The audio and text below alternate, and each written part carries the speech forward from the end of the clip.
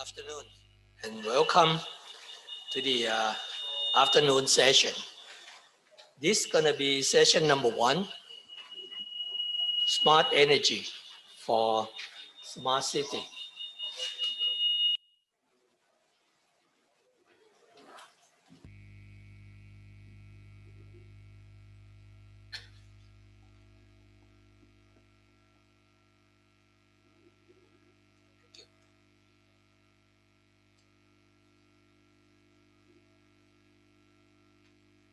There will be 4 speakers for this session, and each speaker will be allowed for 20 minutes presentations.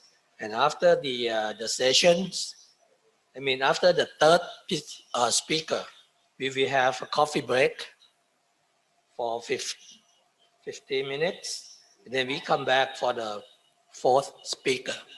And after that, we're going to have a panel discussion, which means we're going to allow the audience to ask questions or comments or anything, suggestion or whatsoever. And today we're going to have a hybrid session because the first speaker, Dr. Eman, going to join us online. And she's not here, but you can see her on the screen.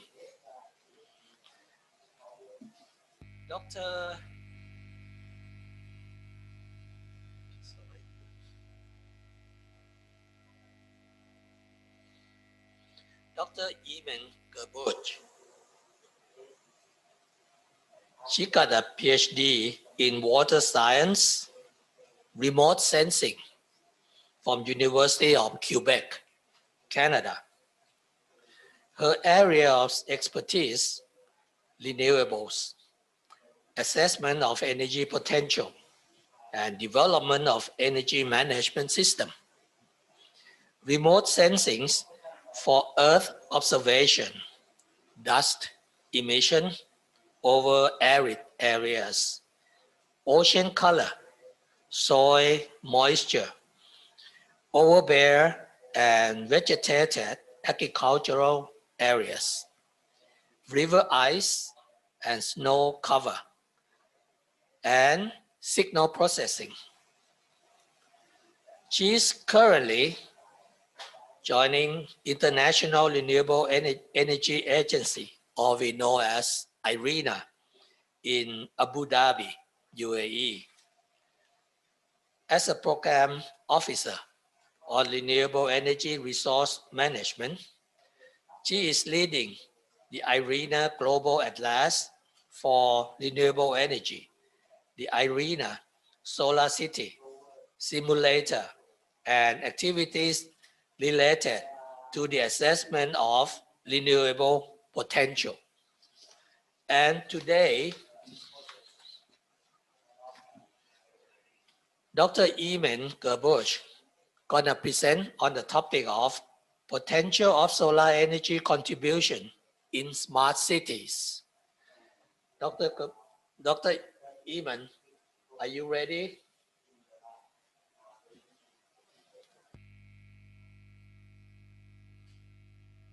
If you're ready, please take the audience,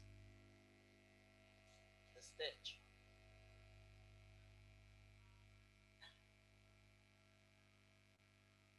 Oh, Dr. Eman. Yes. Okay, welcome, Dr. Eman. Now the stage is yours.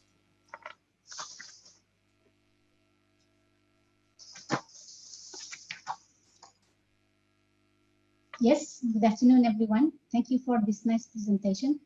So my presentation today is about the solar potential, the potential of the solar energy contribution in smart cities. And specifically, I will talk about the tool developed by IRENA to support the deployment of the solar energy at the city level. So we know that over half of the world population are living now in cities, and we expect the number to increase in the coming years due to the population and economic growth. Under such scenario, the energy demand and consumption will increase, and the consumption will come mainly from heating, cooling, and transportation. The associated challenges to these increasing trends are related mainly to the aging of the city infrastructures, the quality of people life, which is becoming worse, the issues related to the energy access and security, the cost of the electricity, which will potentially increase, and the environmental impact associated with the use of traditional sources of energy. So under such a stress, cities around the world are moving toward the smart city concept.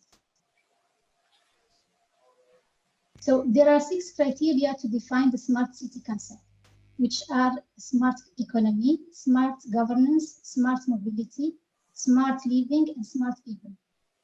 And the way to implement these criteria is by incorporating technologies in the project or solution adopted at the city level.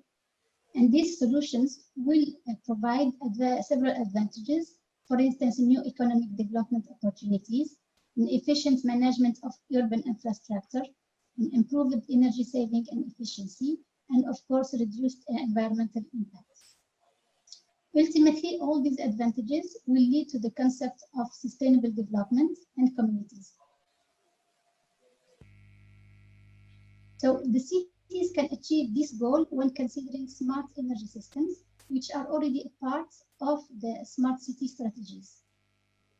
And here we talk about 3 main components: the local energy production, decentralized energy management system, and of course, lower energy consumption.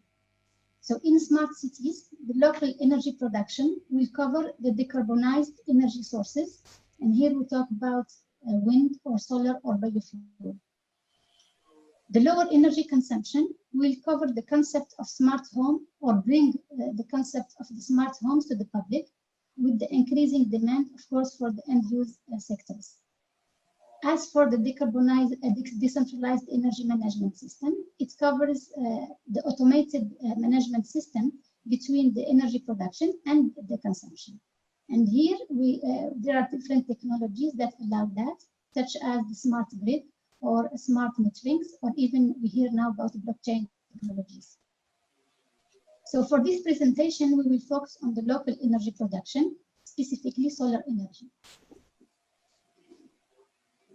So the way to deploy the solar energy in smart cities is through rooftop solar PV system, which are a trend for future energy transitions. So the rooftop solar system have different advantages. First, the solar energy is accessible everywhere in the city. There are no land constraints to install them or to deploy them. Specifically, and we see this issue for small island states such as Seychelles, these systems are economically feasible compared to other renewable energy technologies, such as wind or biofuel. Usually also the government supports development of such system.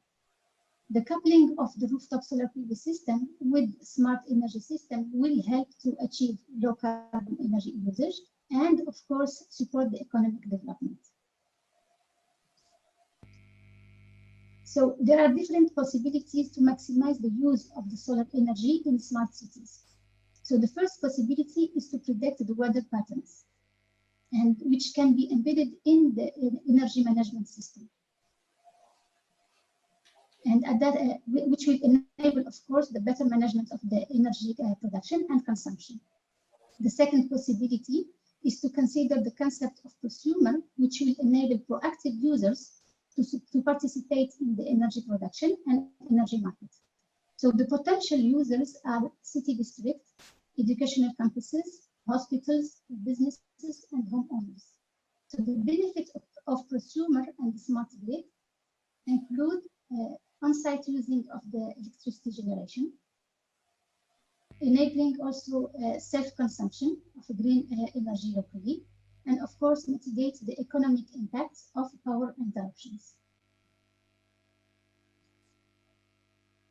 So the key element to allow user to deploy rooftop solar PV system is the solar resources map.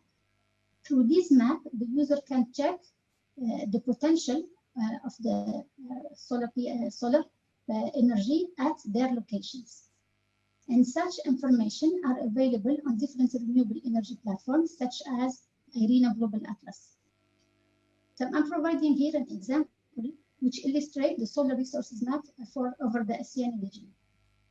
As you can see, the area has good potential, and the higher location with higher potential are situated at the northwest region, covering Thailand, Cambodia, and Myanmar. We can see also other area with high potential spread in North Philippines or even Central Malaysia. However, these maps will not allow a user to decide whether to consider rooftop solar PV system or not. Why? Because the solar exposure here is estimated at a horizontal surface and at 1 kilometer spatial resolution, which doesn't take into account the complexity of the city. So in fact, the performance of the PV system in cities is influenced by the shading caused by growing trees, fallen leaves, or even neighboring development projects. So thereby, an accurate assessment of the rooftop solar PV potential will require the inclusion of the shading. And with this accurate assessment is essential for policy intervention and also financial modeling. There are two approaches to evaluate or to estimate the potential of the solar PV potential. The first option or approach is the sampling, which come to install few pilot projects over the city.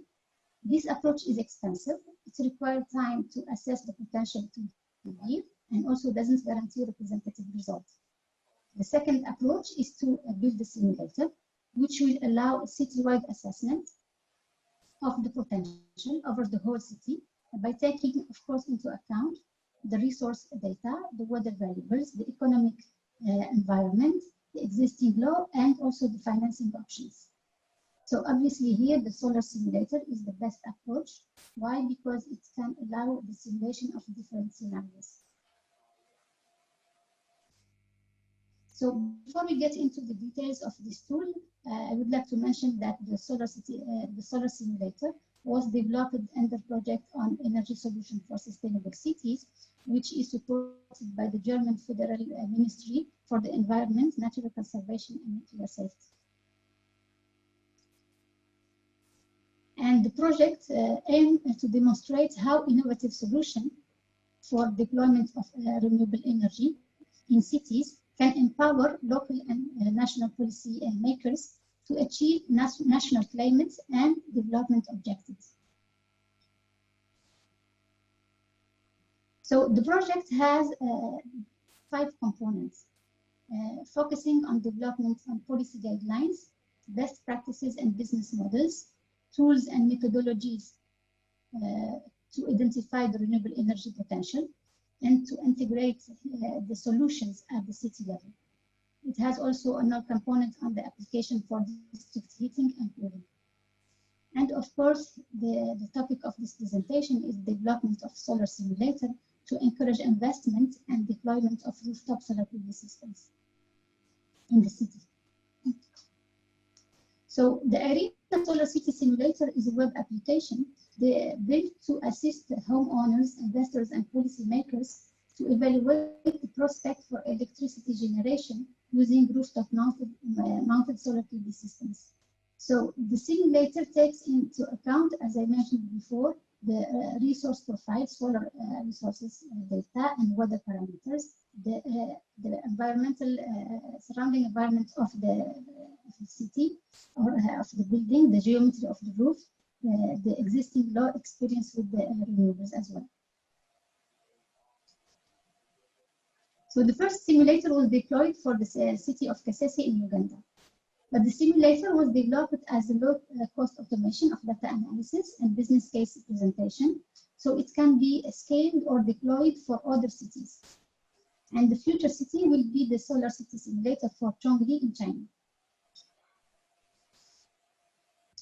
So the considered approach to develop the simulator consists or to identify the suitable area to install PV systems on roof consists of the following. First, the calculation of the 3D city model using satellite images. Second, the calculation of the rooftop PV potential by considering the 3D city model. And of course, the resource the data, solar and weather parameters. The third step is to quantify the impact of different policy incentives using financial modeling. And here the policy incentive that we consider are subsidies for generation, installation, income tax credit, and others. We also try to quantify the environmental impact, such as greenhouse gases, air pollutants, or even the number of cars not driven. The outcome of these three steps are combined in the last step here. They are all combined on online platform that will provide the guidance to users to use it in a safe way. So this figure represents the calculated rooftop PV potential for the city of Chongli, China. As you can see, this potential is overlapped or satellite image that we use to calculate or to create the 3D city model. So here what we can see here, the area, this is the roofs of different buildings. The area with the color orange, they have high potential. The area with the yellow color, they have low potentials. So this is the IRENA SolarCity simulator, which is accessible through the IRENA portal. The access to the simulator, to access the simulator, the user will have to select case study. And we have three case studies: residential scale for homeowners, for investors, and for municipality or policymakers. So you can see here the web interface of the simulator has two sections. The first section is related with input data, where the user will have to select building, if it is a residential case, homeowner, or an area, if he is investor or municipality. He will have to select the capacity of the system to install, the layout, where to install the PVs exactly on the roof, and also he can tune the simulations by selecting the different incentive and also the financing options, loans, for example. The second option is related to the outputs, where the user will have a set of parameters related first to the installation. He will have the annual production, and also the PV area, the used area to install PVs. He will have a section on environmental impact, and here he will have like CO2 avoided, the air pollutant also avoided, number of cars not driven. We will have also parameters related to the financing options, and this section will depend, of course, on the case studies. So for a single homeowner, the parameters are the upfront investment, total revenue, payback, and also there is a graph that displays the future cash flow earned if the PV system is installed, of course. So for the investor case study, the financing options include the equity internal rate of return, which will help the investor to assess the financial feasibility of project under specific policy incentives. We have also the municipality case study, and the financing options will include mainly the municipal spending and the diesel fuel reduction from installing PV systems. And this case study provides the opportunity to assess the impact of tariffs, costs, subsidies, taxes on industry and household.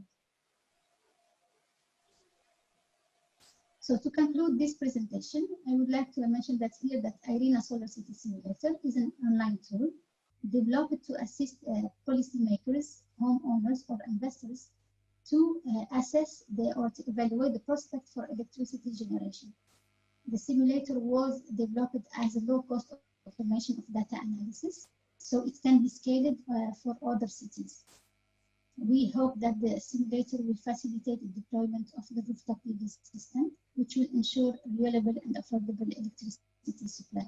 We hope as well that the simulator will educate citizens on environmental, economic, and social benefits. Thank you for your attention.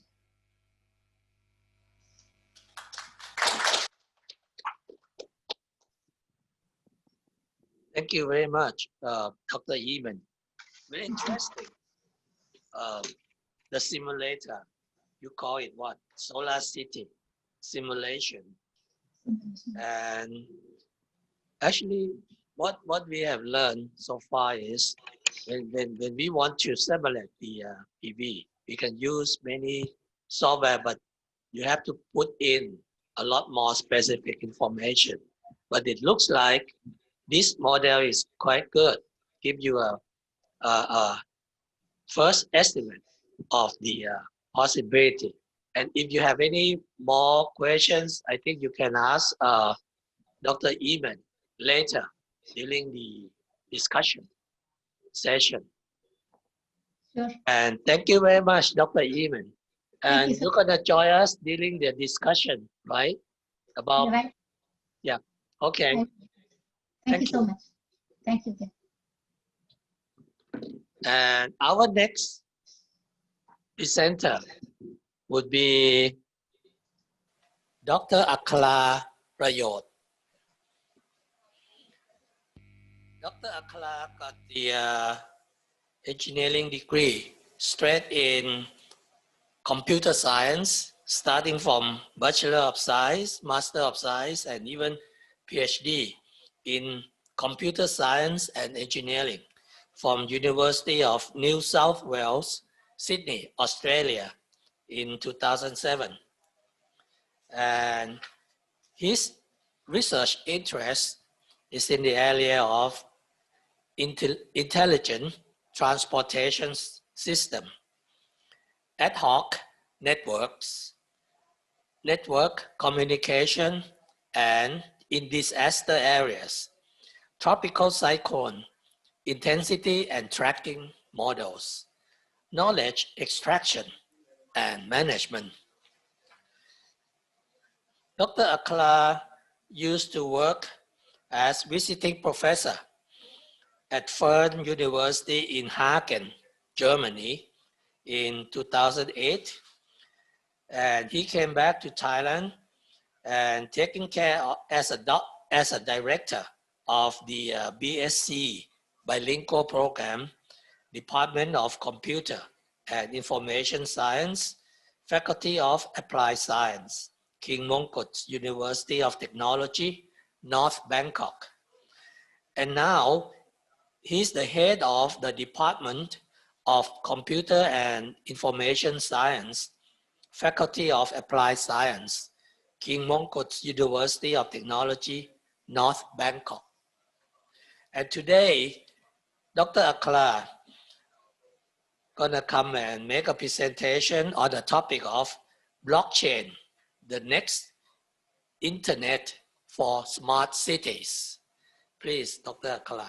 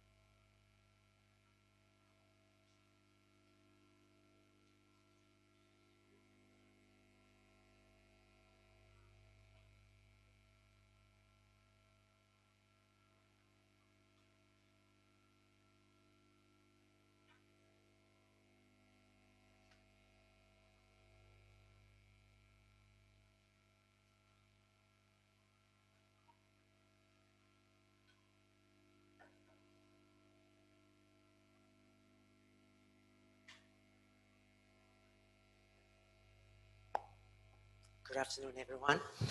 Today, I'm really excited a little bit to present blockchain for the energy people, okay? And what I'm gonna talk today is basically, why do we talk about blockchain a lot in smart city? Why do we really need it for smart energy technology, okay? And I've seen a lot of smart city concepts have been talked about throughout today.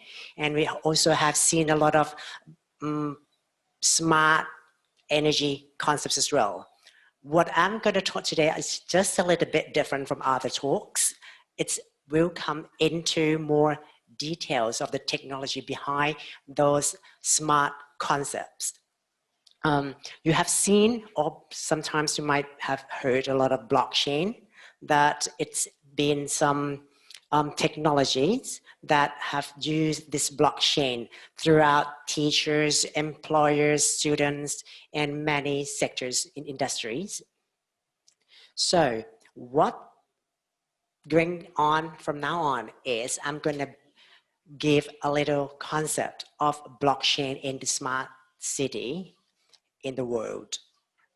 Then I'm going to give you more details why we need blockchain, and that's have a look at in the world look of what blockchain adoption is to the world.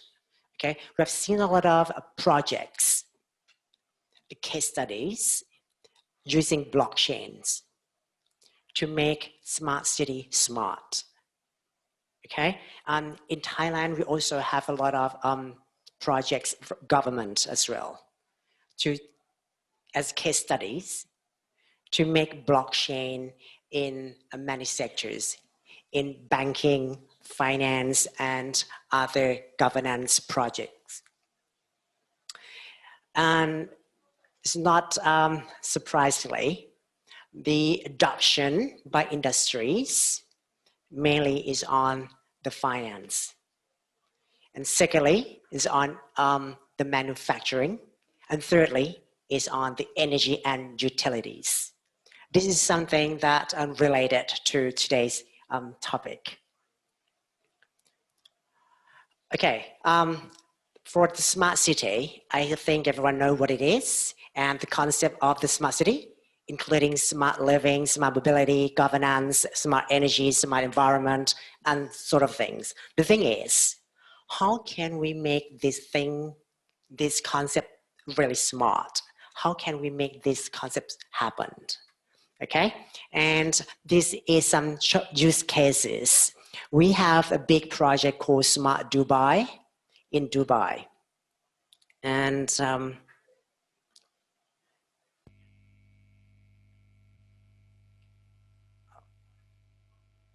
okay, in Smart Dubai, the basic concept of the Smart Dubai is to, can you see? Oh no, you don't see it. I'm sorry, excuse me.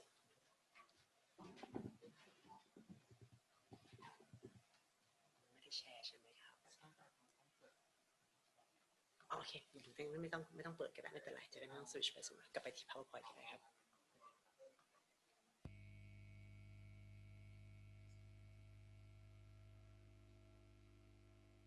Okay, so let me just stick on these slides. Okay, so I don't need to go back and forth with the presentation and the browsers. Okay, with the Smart Dubai, basically, blockchain is one key technology tools.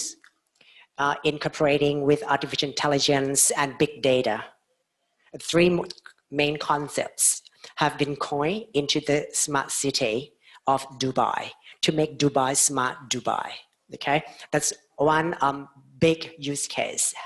And we believe that another interesting use case is in Switzerland, Souk ID, where blockchain is the main technology used within this project. Every citizen will have their own digital ID, so they can make their living using this digital ID in the city called Souk in Switzerland. Another project of blockchain is the Sonnen, which is a big project in Germany in energy. Basically, this is like we are going to trade energy from what Dr. Eman has been mentioned a little bit of the when your household can generate the electricity and then you can trade with others automatically. You don't need to click the button, oh, I want to sell, I want to buy. Nothing happened with blockchain. Everything can do transparently and efficiently That's what Sonnen is currently doing. We have also another use case with the power ledger. Is a big company in Australia. This company actually has a big project in Thailand as well for electricity trading. I tried to contact this company because I believe just last week this company visiting Thailand, but unfortunately I can't. And the company has a project with a hospital and schools to trade electricity during parties. We have another use case of blockchain in the project called Recorder. Okay, this is like a platform for blockchain developers to design and build blockchain-based register of transmission and distribution system energy resources. So this is a big project in Europe. And one big project shaking the world lately is China, creating a blockchain service network as a big platform for China.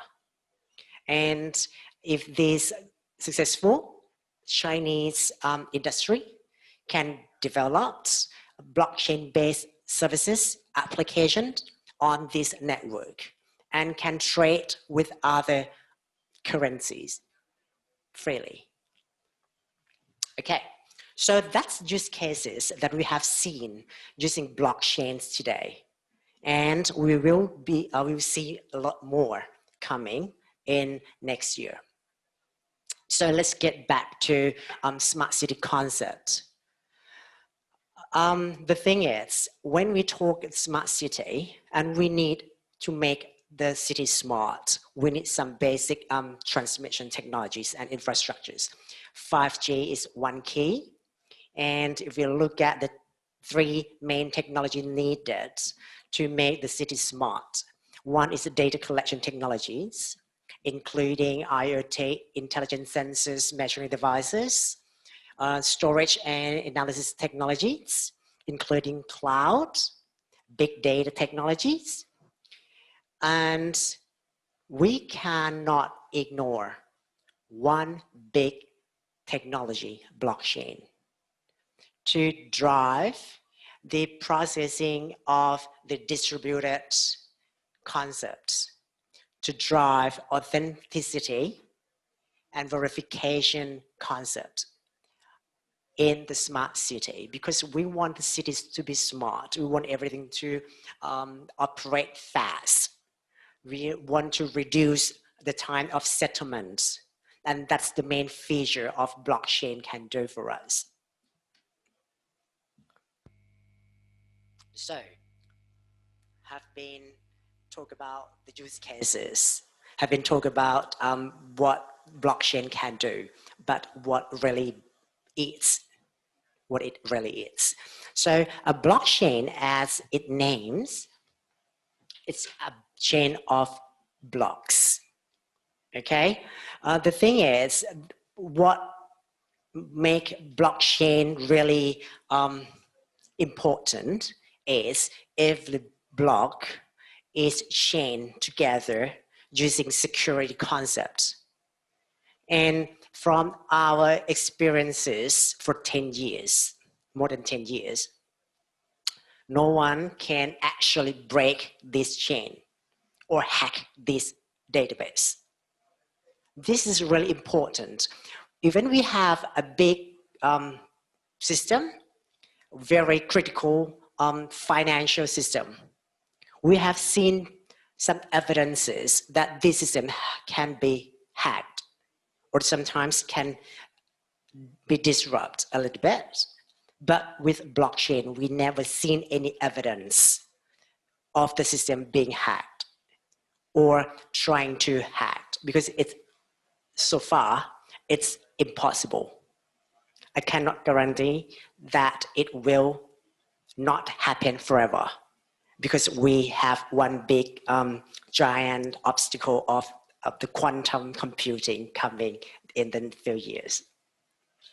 But so far, what really important is in blockchain, when the participants in the network want to do something, want to create any transaction, everything starts from the transaction first. And the participants need to submit their transaction to the network. And the transaction will be validated and verified using security technique. If the transaction is verified, it will send to the block. And the block will also generate another security lock for it before putting into the chain. Okay, so basically, after we have proved that everything has been clean, nice and clean, put into the block and then put to the chain.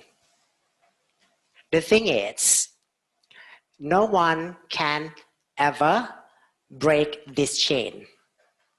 So far, that's a proof of the evidence that we have seen so far. Oops, sorry. Okay, and we actually have known blockchain for just 12 years. Started in 2008, that's the first blockchain. Blockchain was born in 2008 by the cryptocurrency named Bitcoin. And 6 years later, in 2014, we have another feature, the main feature, smart contract, and that becomes blockchain 2.0. And today, we are in the era of trying to improve many features of the blockchain to blockchain 3.0.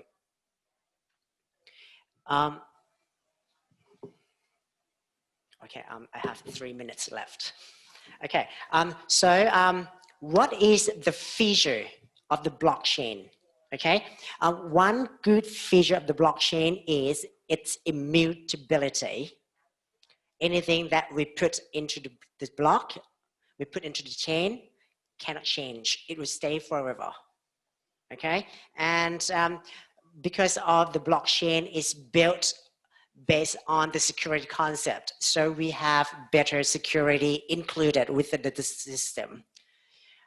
Because of the blockchain is distributed system, anyone can join the system when we have the public blockchain. And if you would like to disrupt or you would like to break this chain, it means you have to have the power more than half of participants of the network, which is quite impossible now. We have the fastest settlement because everything can be done automatically using the smart contract. Everything that you write as a rule and you put it onto the chain. When the sensor or application or participants has completed each features, the smart contract will know automatically and will proceed everything written within the smart contract for you. That's reduce the time of settlement. And we also have the many platforms today, and this is just part of the platform, the top platform that we have seen. And my conclusion is, if you are interested in blockchain, first thing first is to study the features each platform offer, because each platform offer different features. And you need to know, you have to find your main requirement business. I will not say blockchain can solve every problem. It can solve some problem efficiently. We need to find your own requirements and match with the right blockchain platform. We have different sort of platforms. different sort of techniques underlie blockchain. Okay. As time allows, I have 1 more minute to say.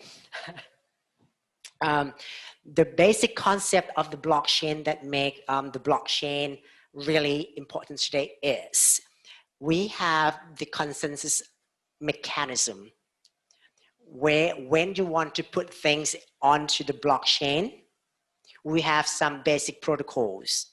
And we also have some, one is the proof of work, and that's the basic concept.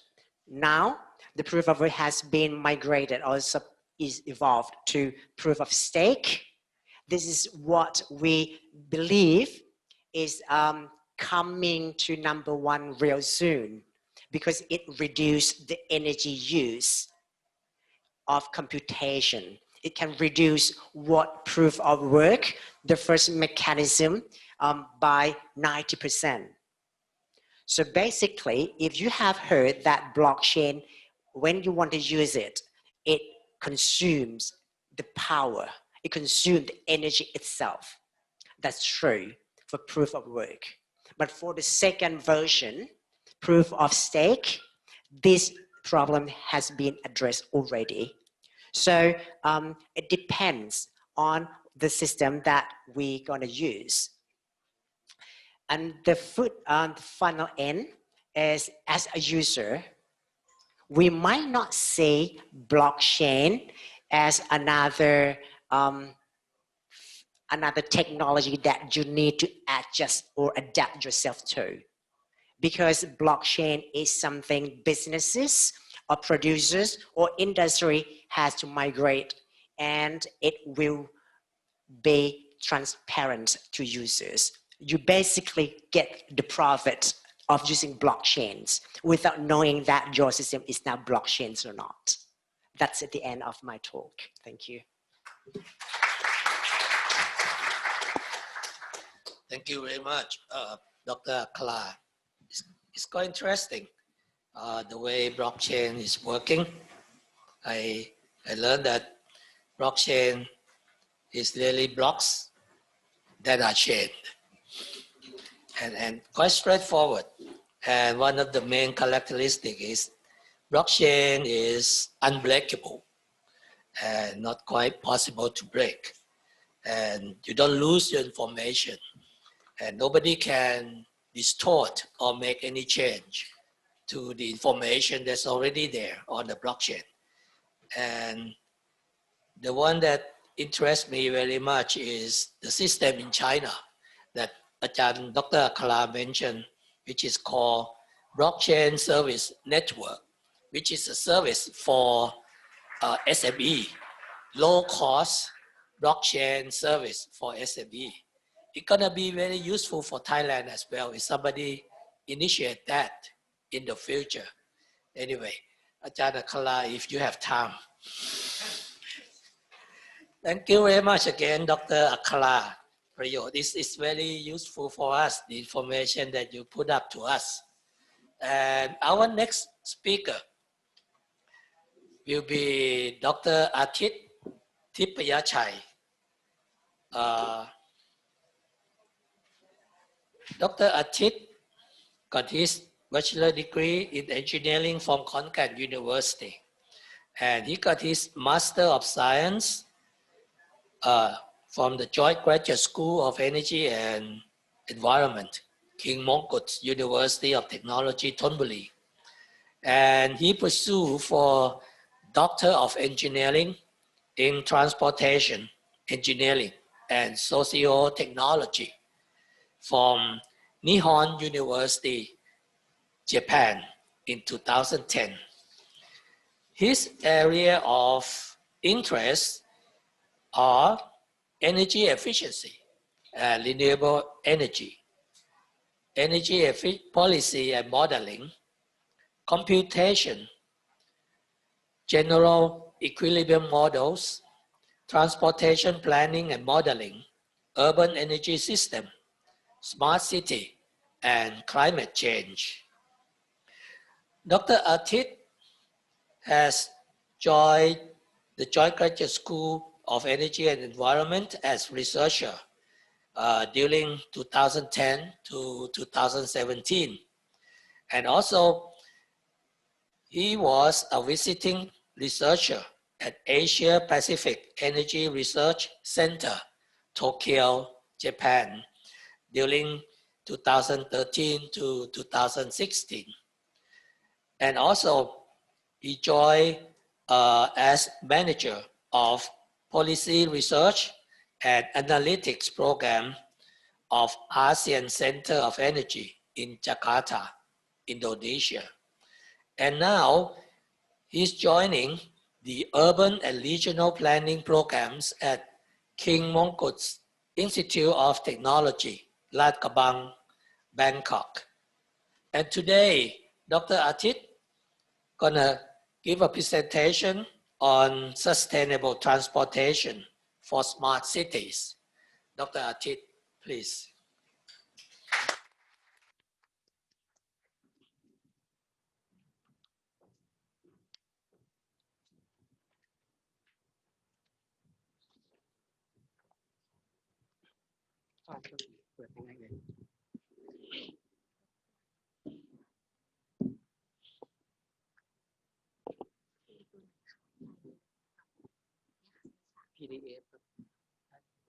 Sustainable.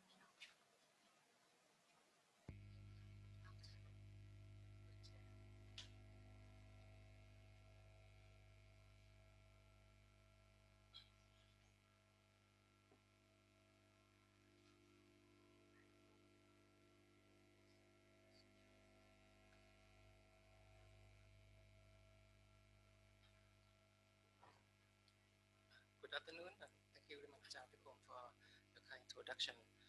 Today I'm going to share you about the sustainable transportation for smart city.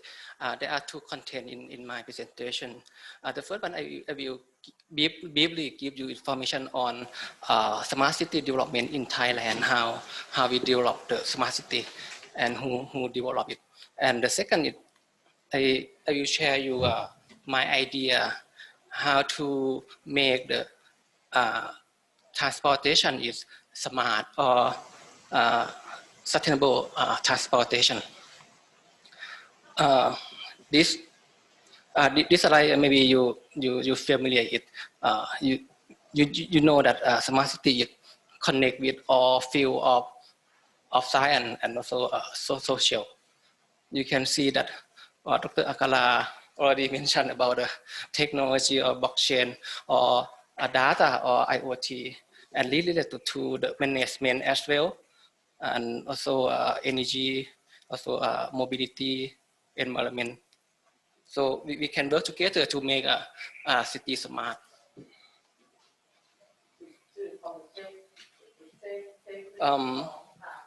In this slide, you can see that the major sector that we can apply the smart city concept.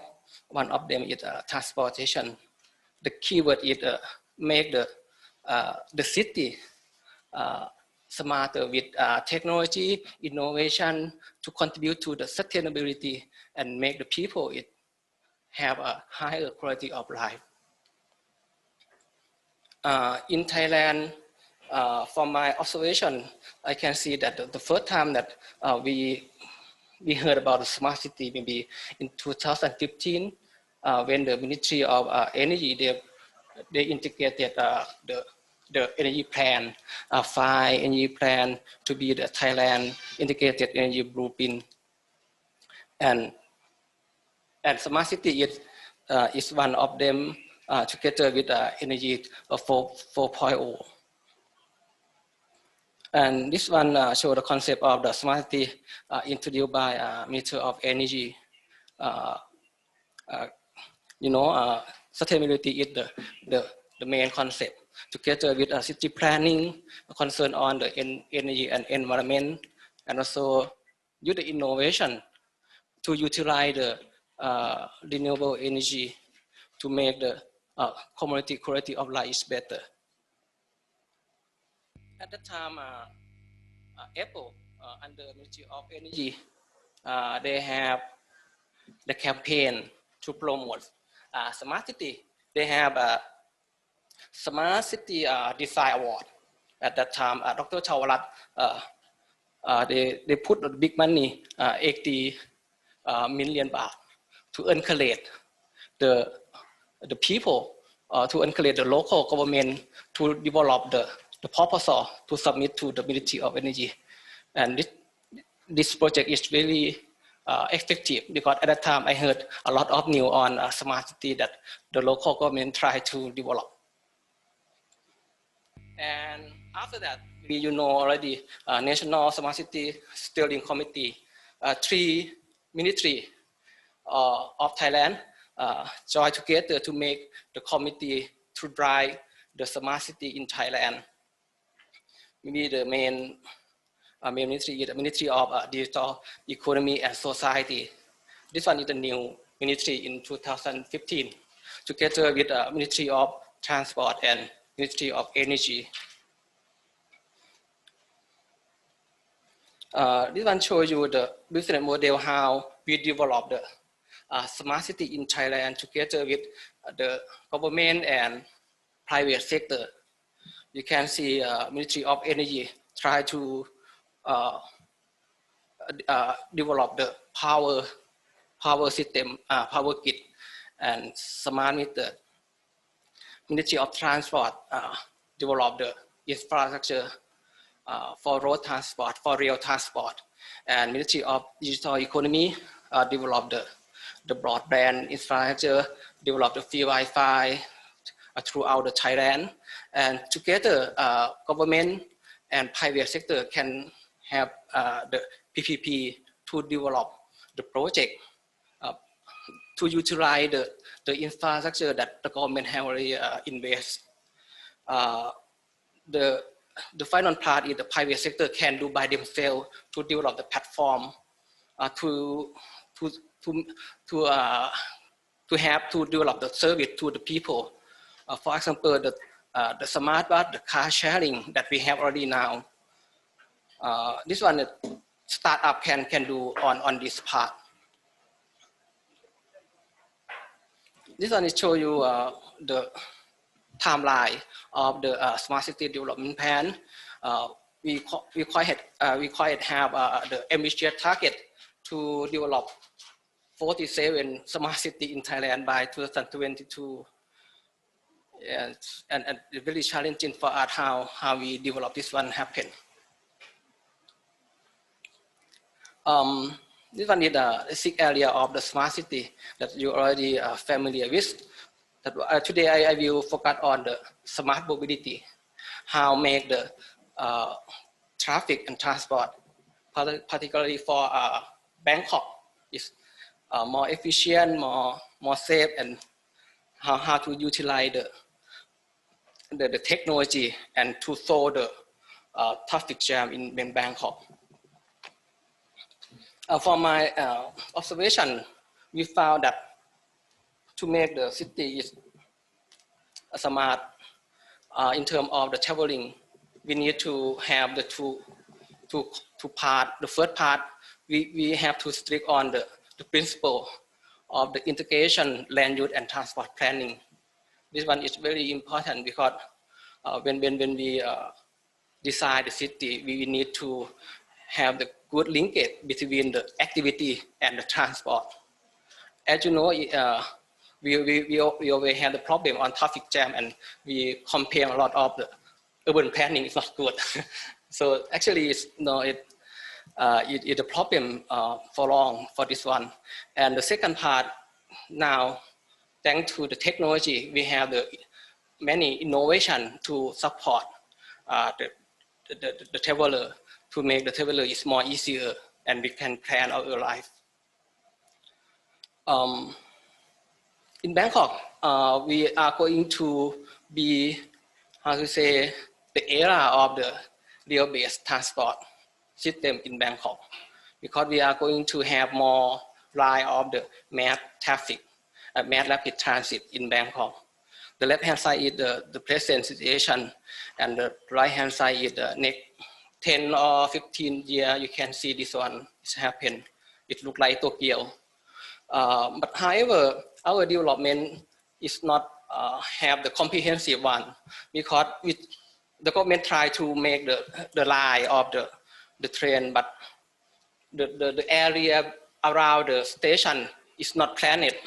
So really difficult to have the good system to have the area to induce the activity and make the people take the transit system. Because of we put the station into somewhere near the intersection that the area is already packed with the building. So really difficult to make the TOD, we call transit oriented development, that try to have the area for the core building, core commercial building and the office, and the open space for the pedestrian to walk. And next is a residential area. For example, this one we have to rearrange the layout, the land use around the station. So in Thailand we're gonna have the act on the land use near the station. We're gonna have the taxation system to rearrange the activity near the station. If you have the single house in near station in the future, you're gonna pay more tax.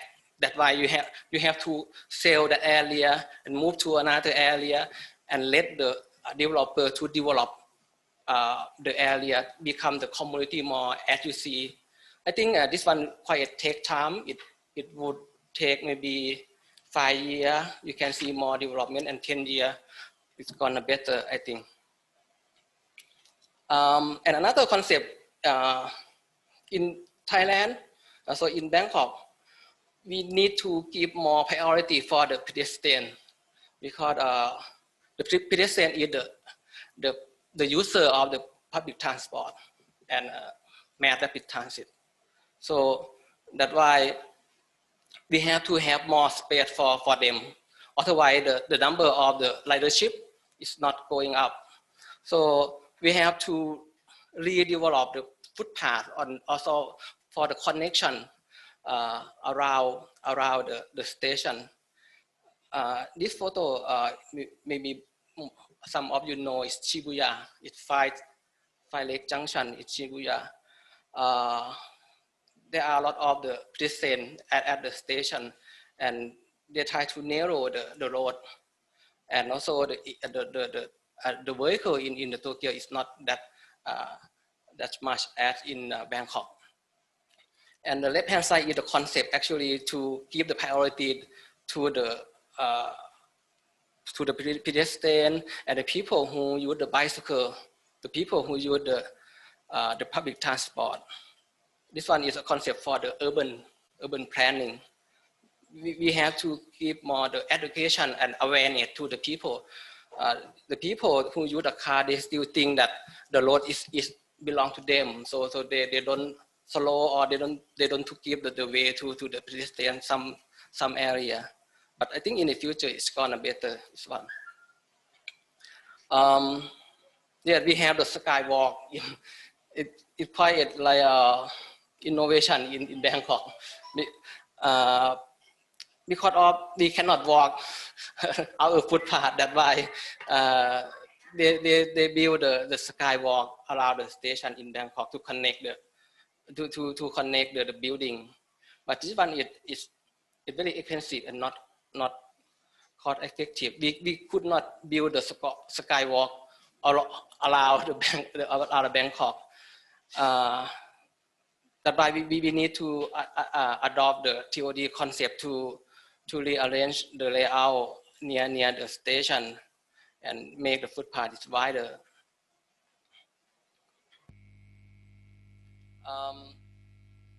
And we're going to be the railway transport system in Bangkok, but the feeder is very important too.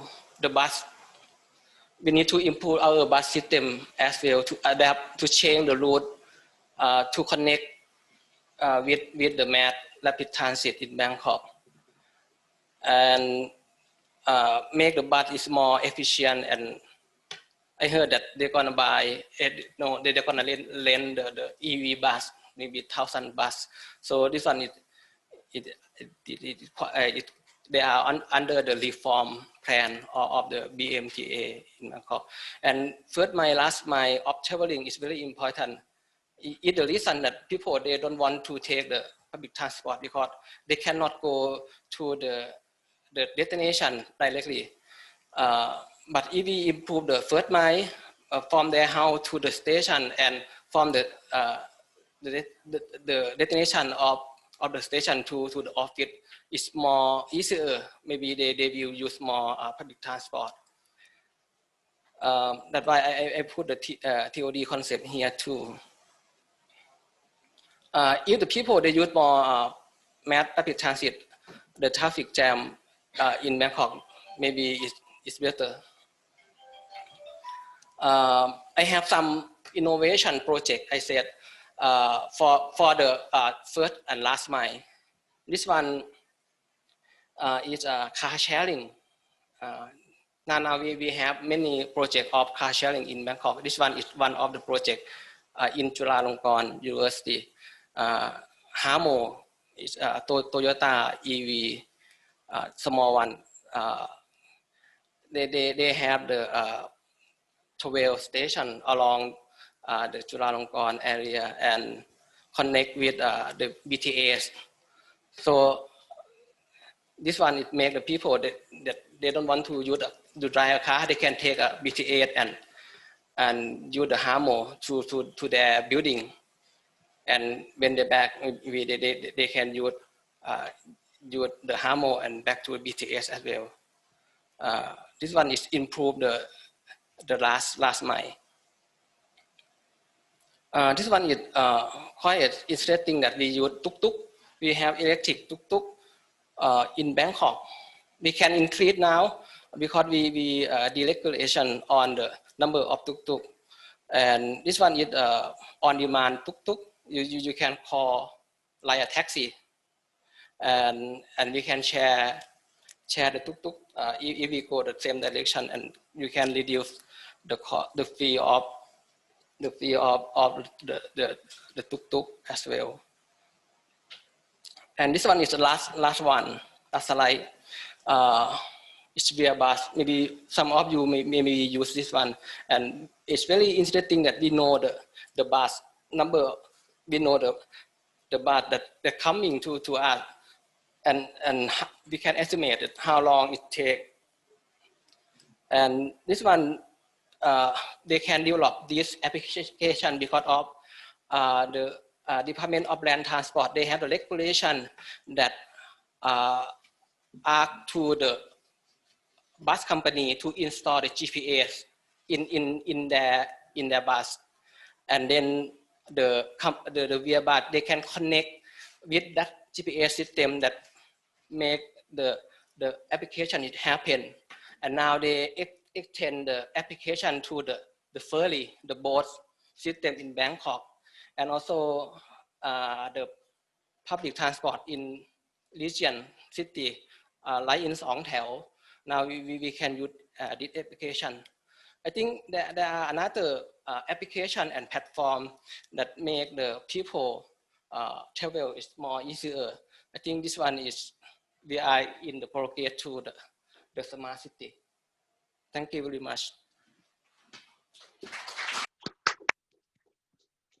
Thank you very much, Dr. Atit. Dr. Atit had pointed out that the smart city development in Thailand has started since 2018. And he pointed out 6 areas of smart city development. And he also said, we're gonna have many trends in the future. But he pointed out that the area used had not been properly planned, like Japan. And especially when you list out the priorities, in Thailand, I would say pedestrian gonna be the bottom of the list. and motorcycle is on the top of the list. I don't know what to do. And I like the word last mile. Everybody should walk on the last mile.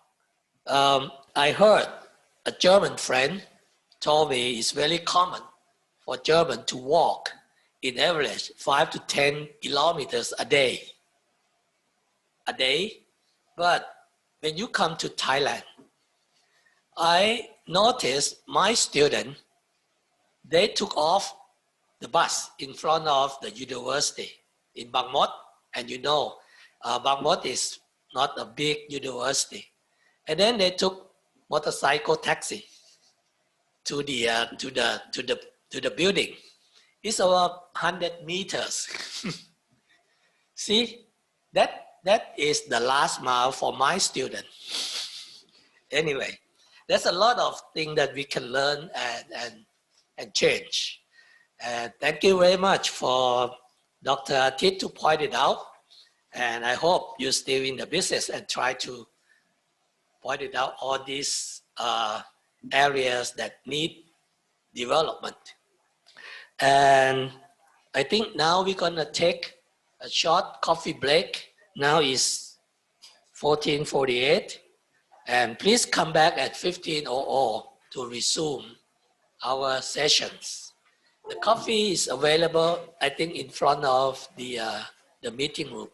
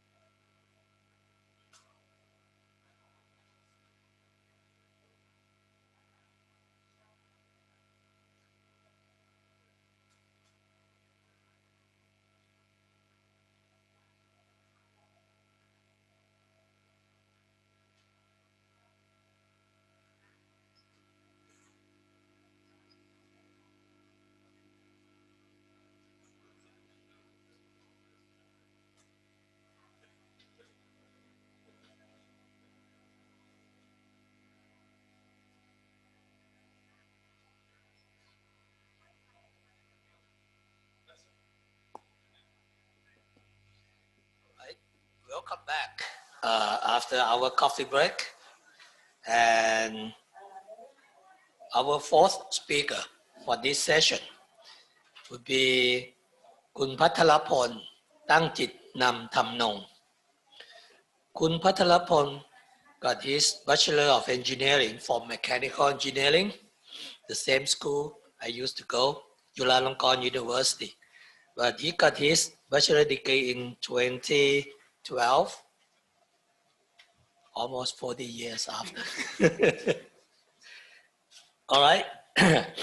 And he also got a certificate from Harvard Business School on leading with finance. So you have to be careful about money.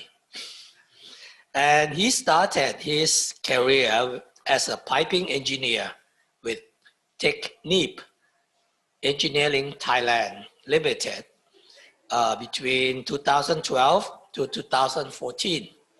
After that, he joined Impact Electrons Siam Company Limited on business development department. And until now, คุณพัทรพล experienced business development with stakeholders, management, and goals driven. He's passionate about technology for better living and demonstration in business solution for mutual benefit. And today, he's gonna give us a presentation on digital tools in energy. คุณพัทรพล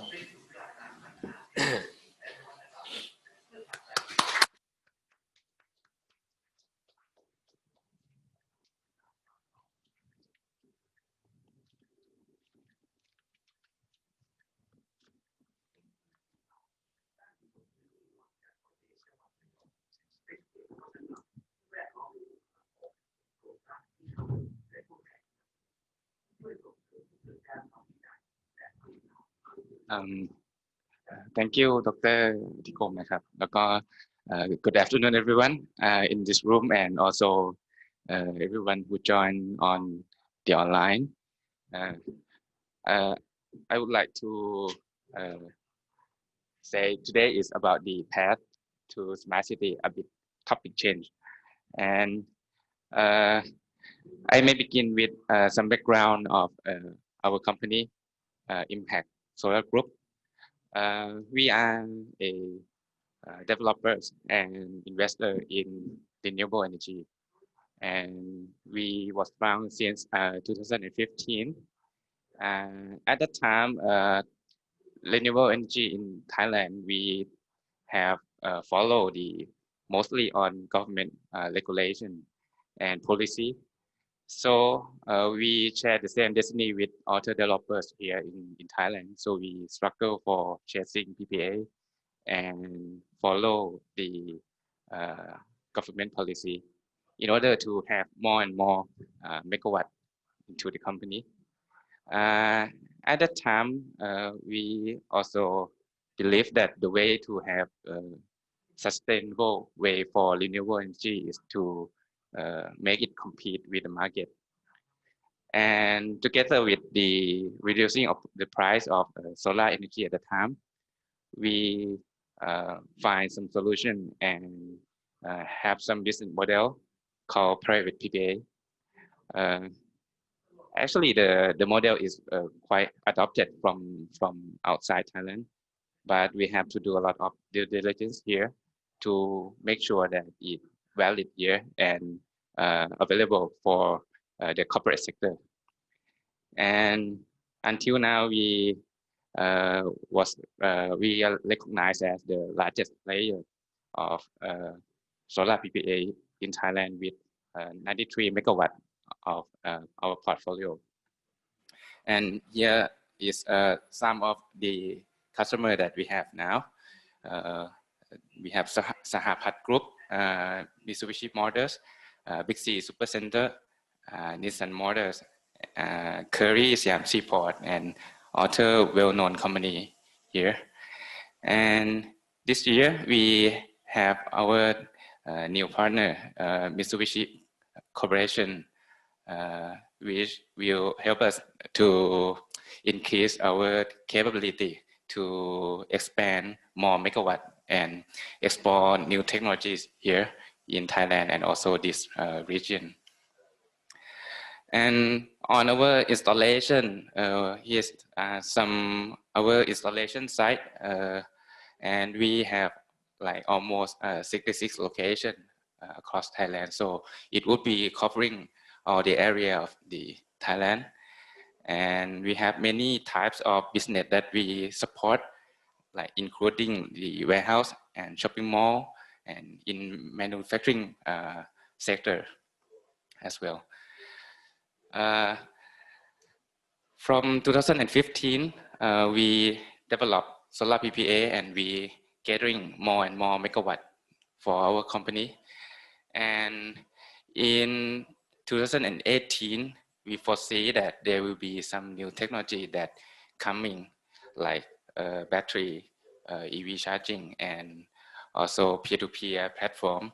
So we explore and we found one location, and then we discussed with one partner, which is Sahapat Group. They have 4 industrial parks around Thailand, and one of the oldest in the eastern of Thailand. In that area, we have cogeneration power plant and their own transmission line. So we designed to have new technology combining into the project. So in the project, we have solar rooftop and solar floating, EV charging station, and battery system, and altogether connected and controlled by the peer-to-peer platform. And this one is under construction. So some of the project has been in operation already, and some in development. From the large-scale utilities industrial park project, we also not limited ourselves to look into the residential and smaller scale. And this year we just have the one project, the car park nearby the Chulalongkorn University. This project is quite interesting because it's simple and it's quite powerful because we utilize the land in downtown Bangkok doing solar rooftop on the car park. And for the installation work, you can see here, we partner with Eastern Thai Engineering, the famous contractor here in Thailand. So the installation is very good. And as you can see on the shading, now we cannot see the spacing between panels. So it could cover the sunlight and also the rain for the parking lot. And this one, we also have the bifacial PV panel. So you can see it kind of semi-transparent from sunlight. So it helps support its application as the car park, and also it could generate power. Then I would like to explain about the landscape of the whole industry since the beginning. When we developed the project since the beginning from 2015, we have to follow the government policy. So let me talk about back before 2006. At the time, I think we don't have any renewable energy yet from the government. So it will be wholly supplied by conventional power plant, which is the one big power plant generate and transmit to the transmission line for just the end of the line consumer. And in 2006, I think the starting point here in Thailand to have the adder scheme. So at that time, I think is a period that the technology has been developed and emerged into the market. So at that time, we will see large-scale renewable power plant like solar farm, wind farm, and also it developed into FIT scheme. And in the next part, once the technology have been emerging enough, they accelerate themselves to be survive into the market, and then it commercialized and widespread into other sector. So during 2014 and 2017, the policy will be on FIT solar farm and FIT bidding. In this period is also the period that we start Impact Solar. And all the technology had been accelerated and commercialized and then become competitive. And once we have solar PPA here in Thailand, everyone jump in to the market and we have a lot of competition. However, it's a good part in renewable energy because it supports that it will be continue in the market and everyone will love to have solar and other renewable. And during 2017 and until now, we can see new technology is coming from Europe and the US, like the Power Ledger and Bangkok here, bring them in. We power SolarCity and also the EV. This is the period that the new technology is going to emerge into the market. And I think this part is about, it will repeat the same concept and process with what solar and wind do in the past.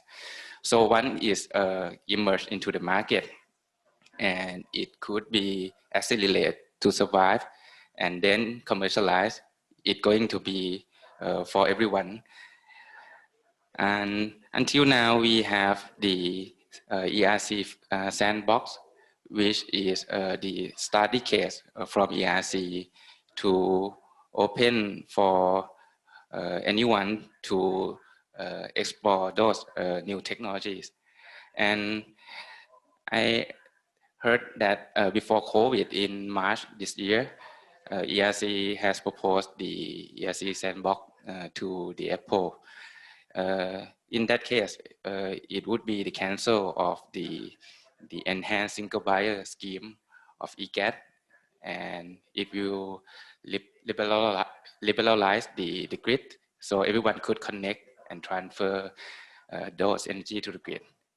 So outside Thailand, we have some case from OVO Energy, Boston Energy Trading and Marketing, and also Dendo, Mitsubishi Motors. So these are the business model that already happened, like OVO Energy in the UK. It would be the solution for home, the EV and solar battery, and also V2G, vehicle to grid concept, and also the charger. Quite the same with Dendo, that from Japan. I think this thing will be the tipping point of the technology, that once the market have been open, freedom, and we can access in and out of the grid, and we can transfer our energy anywhere. So it will be new territory for renewable energy developers to join and to have their own business model. So as of now, we believe that from our past experience doing private PPA and develop solar project, wind project, and we foresee that in the future we are the one who bring in and provide the right business model for everyone. And I believe that at that time we will bring everyone to the path to the smart city. Thank you.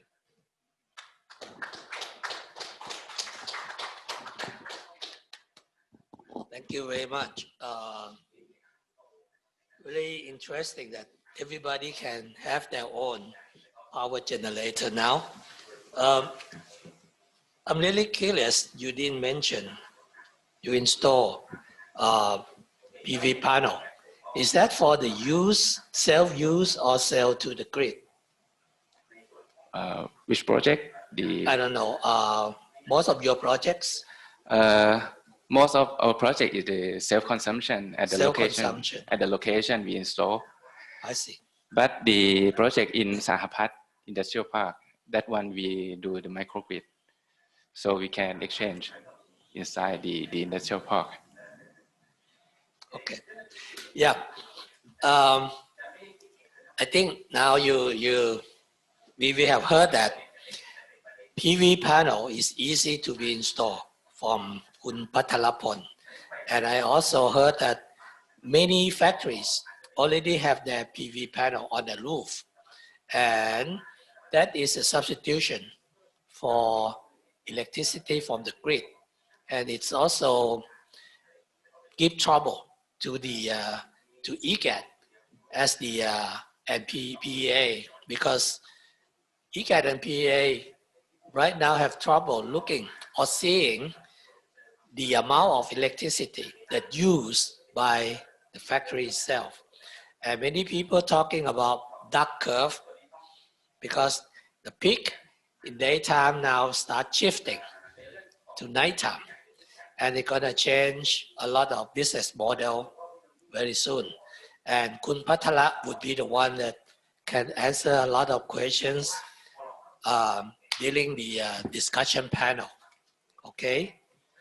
And I think this is gonna wrap up the first portion of the session, and the next gonna be panel discussion of the lead by Peter Lundberg from EPUR. You ready?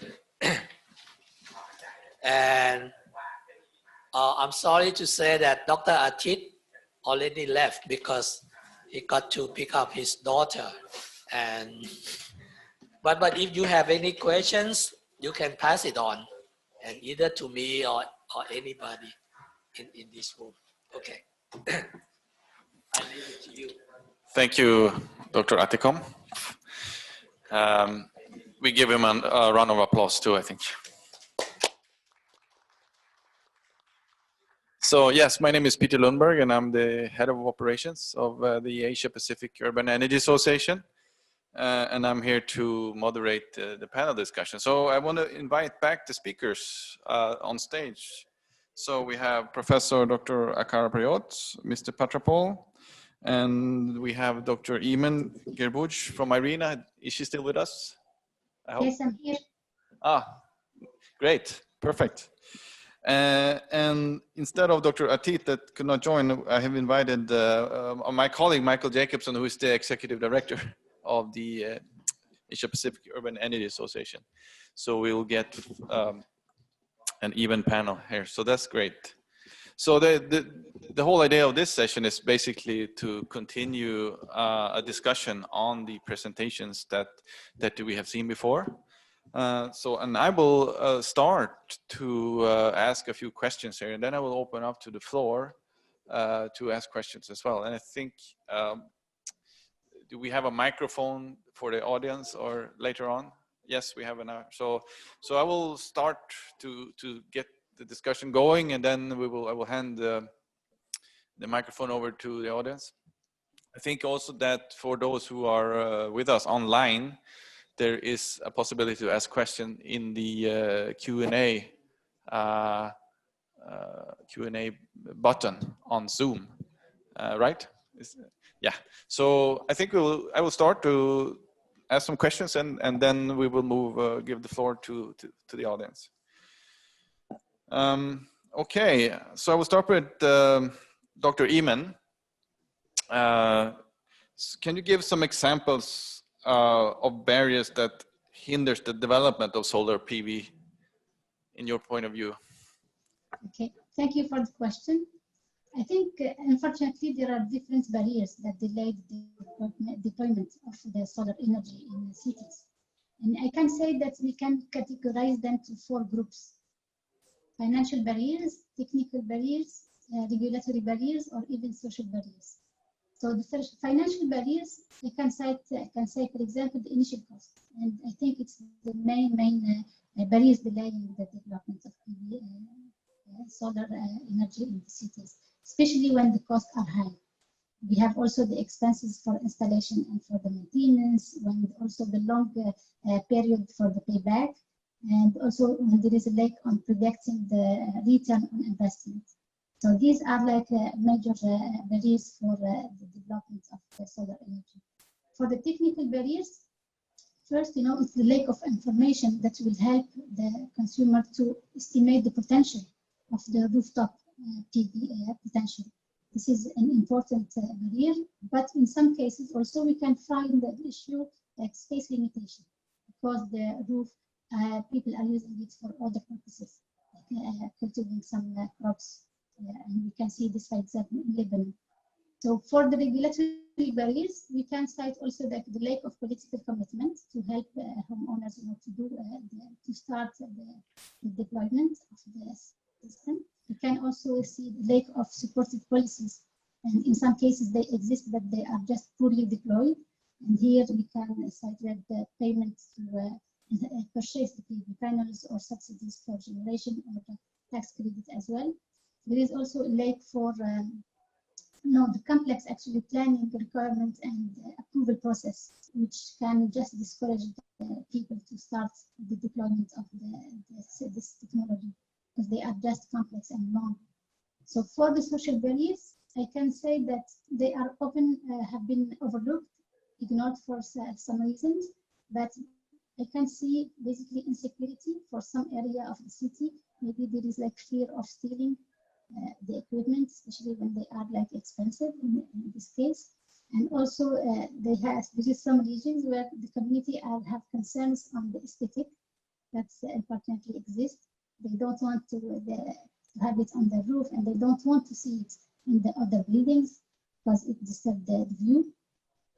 And this is basically the main barriers, that I can see delaying the development of the PV panels, and they actually affect the consumer decision.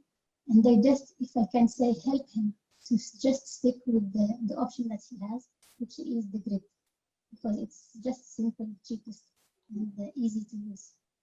So this is basically the barriers that I can see that delays the installation of or the consideration of the solar energy in the city. Thank you. Just to continue on that topic quickly here. So if you can name, a certain one or a few policies that you think that would should be addressed to really implement more solar PV systems. Can you give some examples? Or? Yes, of course. So we can see here like deploying supportive policies to address the financial options that I just mentioned. Let's say subsidies to purchase PV panels, net metering, feed-in tariff, because without these policies or incentives, the PV financially is not attractive for homeowners or even for institutional players. We can also think about, let's say, updating or clarifying the regulation on buildings, because in some cases they just can avoid confusion on the legal application of installing PV panels. Or for example, they can address or solve some issues on the space limitations. At least, if we have like some regulation that can say, okay, 50% of the roof, for instance, cannot be used or can keep like empty. It also can, the policies in this case can also, on the building regulation, of course, encourage individuals to consider sustainable features. There is, I can see also, something that really important, at least from my point of view, is if the government promote energy service companies. And these companies will have, of course, to install and maintain the system. But in other cases also, they can support the financing options, which means that they can install the system for no cost or little cost for the PV for the installation, but later on they can collect the share on the electricity after installation. So this can help or encourage a lot of homeowners to consider this solution. There is also the last point, and this is really related even to the work that we are doing in IRENA. So they can help to provide necessary information to estimate the rooftop PV potential. Because there is less information on this, and also because the accurate information are costly.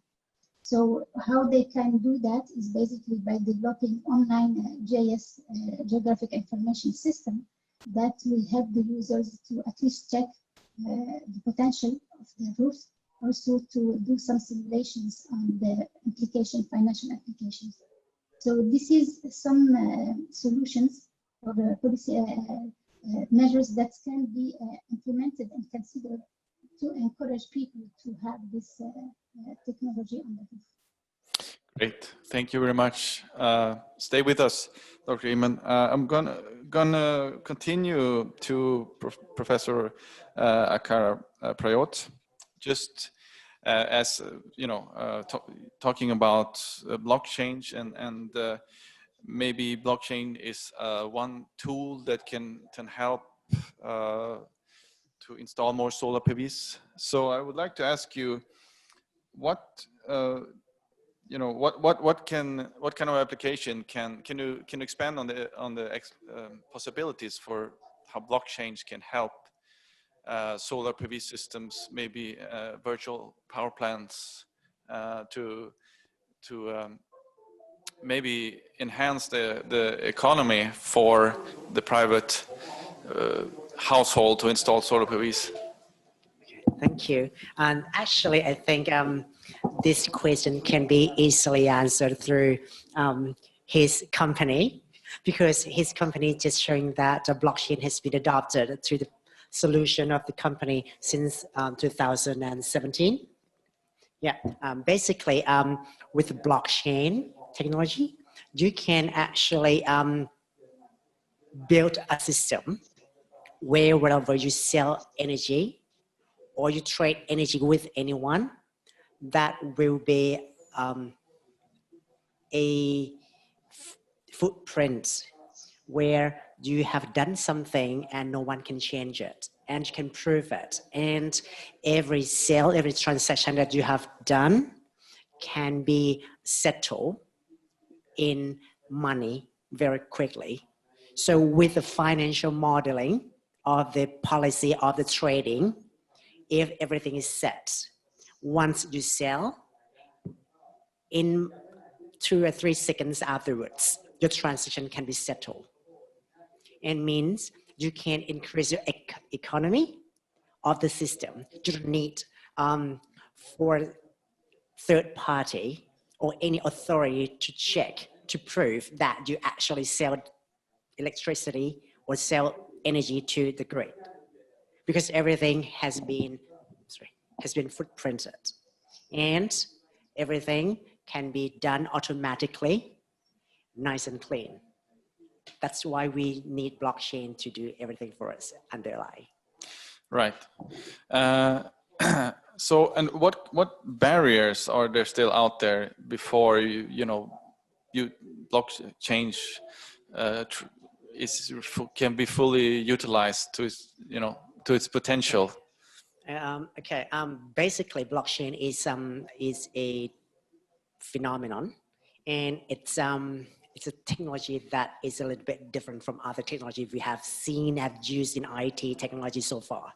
Every technology in IT, in computer science, has been started room from research lab. But blockchain, on the other hand, was born in company, in commercial. Then after 5 or 6 years later, university researcher has paid attention to blockchain and start to do some research on blockchain. That's one different point of view of this technology. The thing is, when blockchain was born, it was born under some group of people believe in one thing of cryptocurrency, Bitcoin. And there are some rumors that Bitcoin might, collapse one day. What if the people who joined in the blockchain in the network just ran away? What about our money? But it proved after 10 years that this network still exists. And today, because of the network is really huge, because a lot of people join the blockchain, join the network. If you want the network to be collapsed, it means more than half of these people have to shut their computer, have to shut their application down. And if I ask you in return, if you have some money in the network, will you shut your money down? No. That's why blockchain now is beyond the territory of a country, of a government. It's about the globe. It's the world economy. And to your question, because it's started from a commercial, and we start to explore using some, theory, some concepts, and of course, blockchain today is not a perfect technology yet. There's some flaws, there are some disadvantages, but these have been patched throughout these 12 years. Until we have the blockchain today, we have seen a lot of problems and we have addressed them. What we have in today, as I show you on this slide, we have different platforms. Today we are coming to the era of an Oracle blockchain, where some company trying to create a big blockchain like Big Brother, who can connect different blockchains together.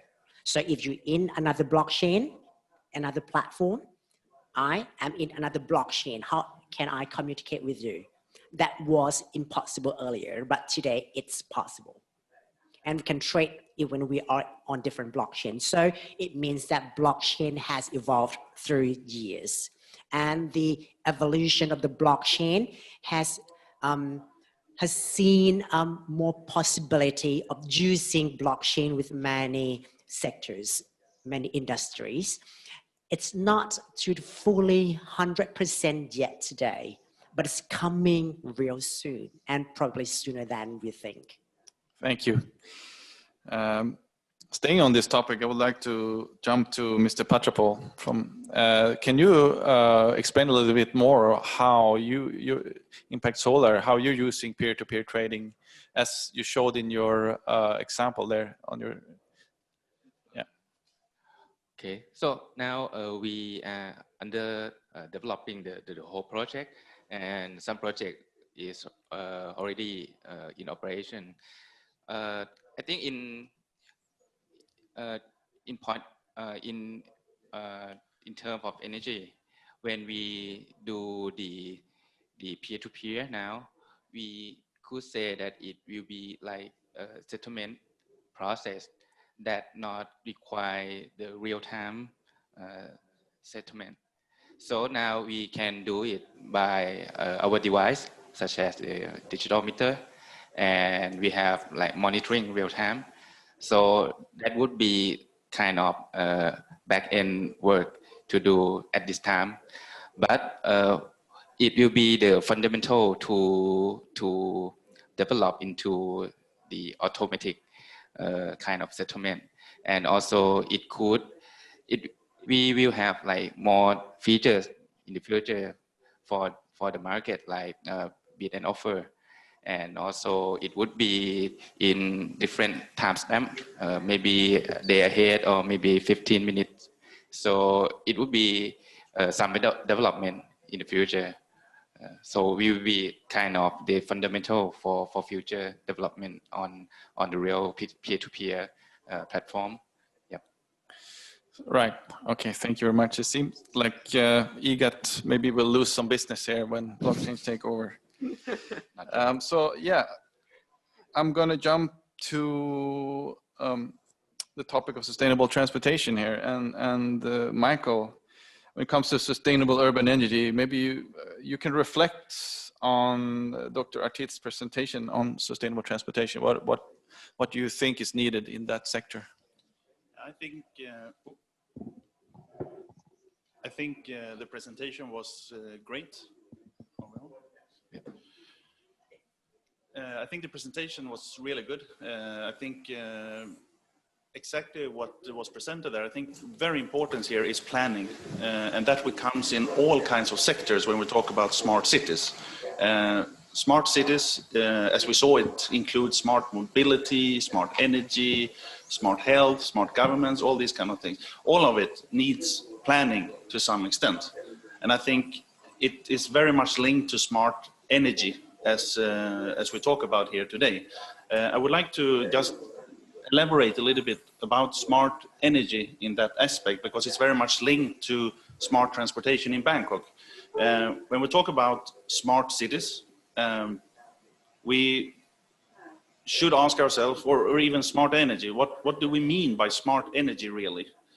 We hear a lot about smart meters. I would dare to say that smart meters would not make our energy systems that smart. It will make our measurements and monitoring smart, but it will not create a smart energy system. When we talk about blockchain or solar PVs or the solutions presented here, they are components for a smart energy system. That I think is really important. And what we should talk about is actually what are the characteristics that we would like to achieve. Because what we're talking about here is more to achieve efficiency, flexibility, resilience, safety, integration, these kind of things. That is a smart energy system. Looking at Bangkok, the transport sector is the most energy consuming sector. So here, smart transportation is super important to do something about urban energy. Looking at Singapore, it's the building sector. Looking at Shanghai, it's the industry sector. So all cities have different cure to become more sustainable. And I think in going back to the presentation there about smart transportation, I think it mentioned pretty much all of these components actually in the time given here to present something. So I think it was really good and something that could actually be applicable in other sectors also. Thank you, Michael.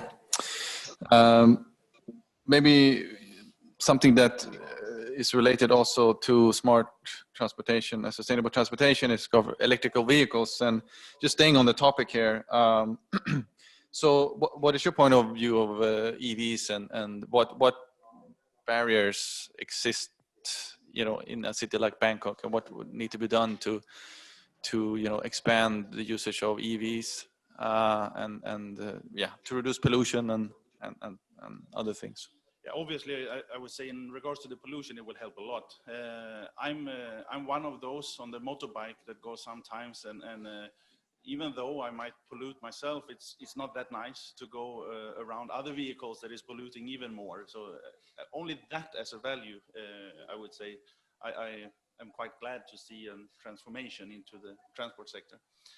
What we will see, of course, if we transfer to a more electrified transport sector is a huge increase of electricity demand. And we have an electrification in general, and the electrical vehicles will even further stress the electrical grids. So we will definitely see a stressed electrical grid. And that's why we again have to go back to the planning and think holistically, because we can address this in many different ways, many different ways. We, instead of cool down our buildings with split units, air conditioners, we can think about more integrated systems like centralized cooling, for example. We can have distributed generation like we have with the PVs. It's definitely great to release the stress on the electricity grid. We can think about distributed co or tri-generation of energy, combine electricity, heating, cooling in different places of the systems. I think definitely the stress on the grid is one thing, but there are a lot to do actually that would not only address this, but actually provide energy efficiency overall in the building sector and other sectors. Thank you very much. Yeah, energy efficiency, of course, is a very important topic that we need to think about a lot. Dr. Eamon, I would like to go back to you, jump back to you. We were talking about energy, so digital tools for solar PVs, and that it's possible now not only to be a consumer of energy, but as a private person, maybe you will become a prosumer of energy. So in your point of view, what are the biggest benefits of becoming an energy prosumer? Okay, I can see basically a few benefits which are important, of course. First, on-site self-consumption, which will reduce the electricity bill.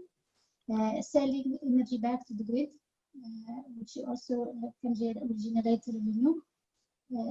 Better use, of course, of the local energy sources when the consumption is monitoring, and it's increase the efficiency of the house or the building. This is important, of course, and reduce the environmental impact.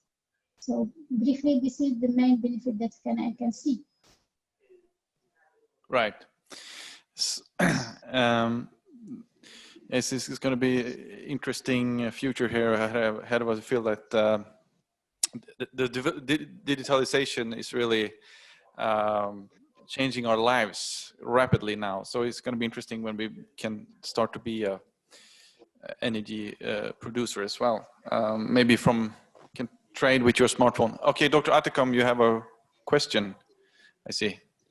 Yeah, Dr. Eamon, your simulation is very interesting. I'd like to understand it more. On your slide, you show that when you move the window to crop or include certain amount of roof area, Yes. and your simulation will determine what would be the potential of electricity that can generate from the window that you see on the window only, right? Is that Right. correct? Correct, yeah. And then when you move the window further to crop certain area of window, then the estimation and calculation will change, right? Right. And you do that for Abu Dhabi only. Can you extend that to Thailand? Of course, no. Actually, the simulator, the first simulator, the pilot project has been done for Kasese in Uganda. And then we have also a second pilot project is for Chongqing, China. After that, we received a few requests from some countries. We have Abu Dhabi, yes, we are developing the solar simulator for Abu Dhabi. We will have also another one for Seychelles, Victoria, the capital, for Saint Lucia, Castries, I think. We have also for Nepal, I don't remember the name of the city, Bandung, I think, if I'm not wrong with the name. And also we have in Mongolia, Ulaanbaatar also. We have also another simulator to develop for Kasese, is in Turkey. So potentially, yes, if we receive a request, if IRENA receives a request from Thailand to develop simulator for a specific area or city in Thailand, of course, it will be like really. That is good, and in fact, I should learn this sooner, because early of last year, we completed a piece of work for IEA, and we did the estimation of technical potential of rooftop PV for the whole of Thailand.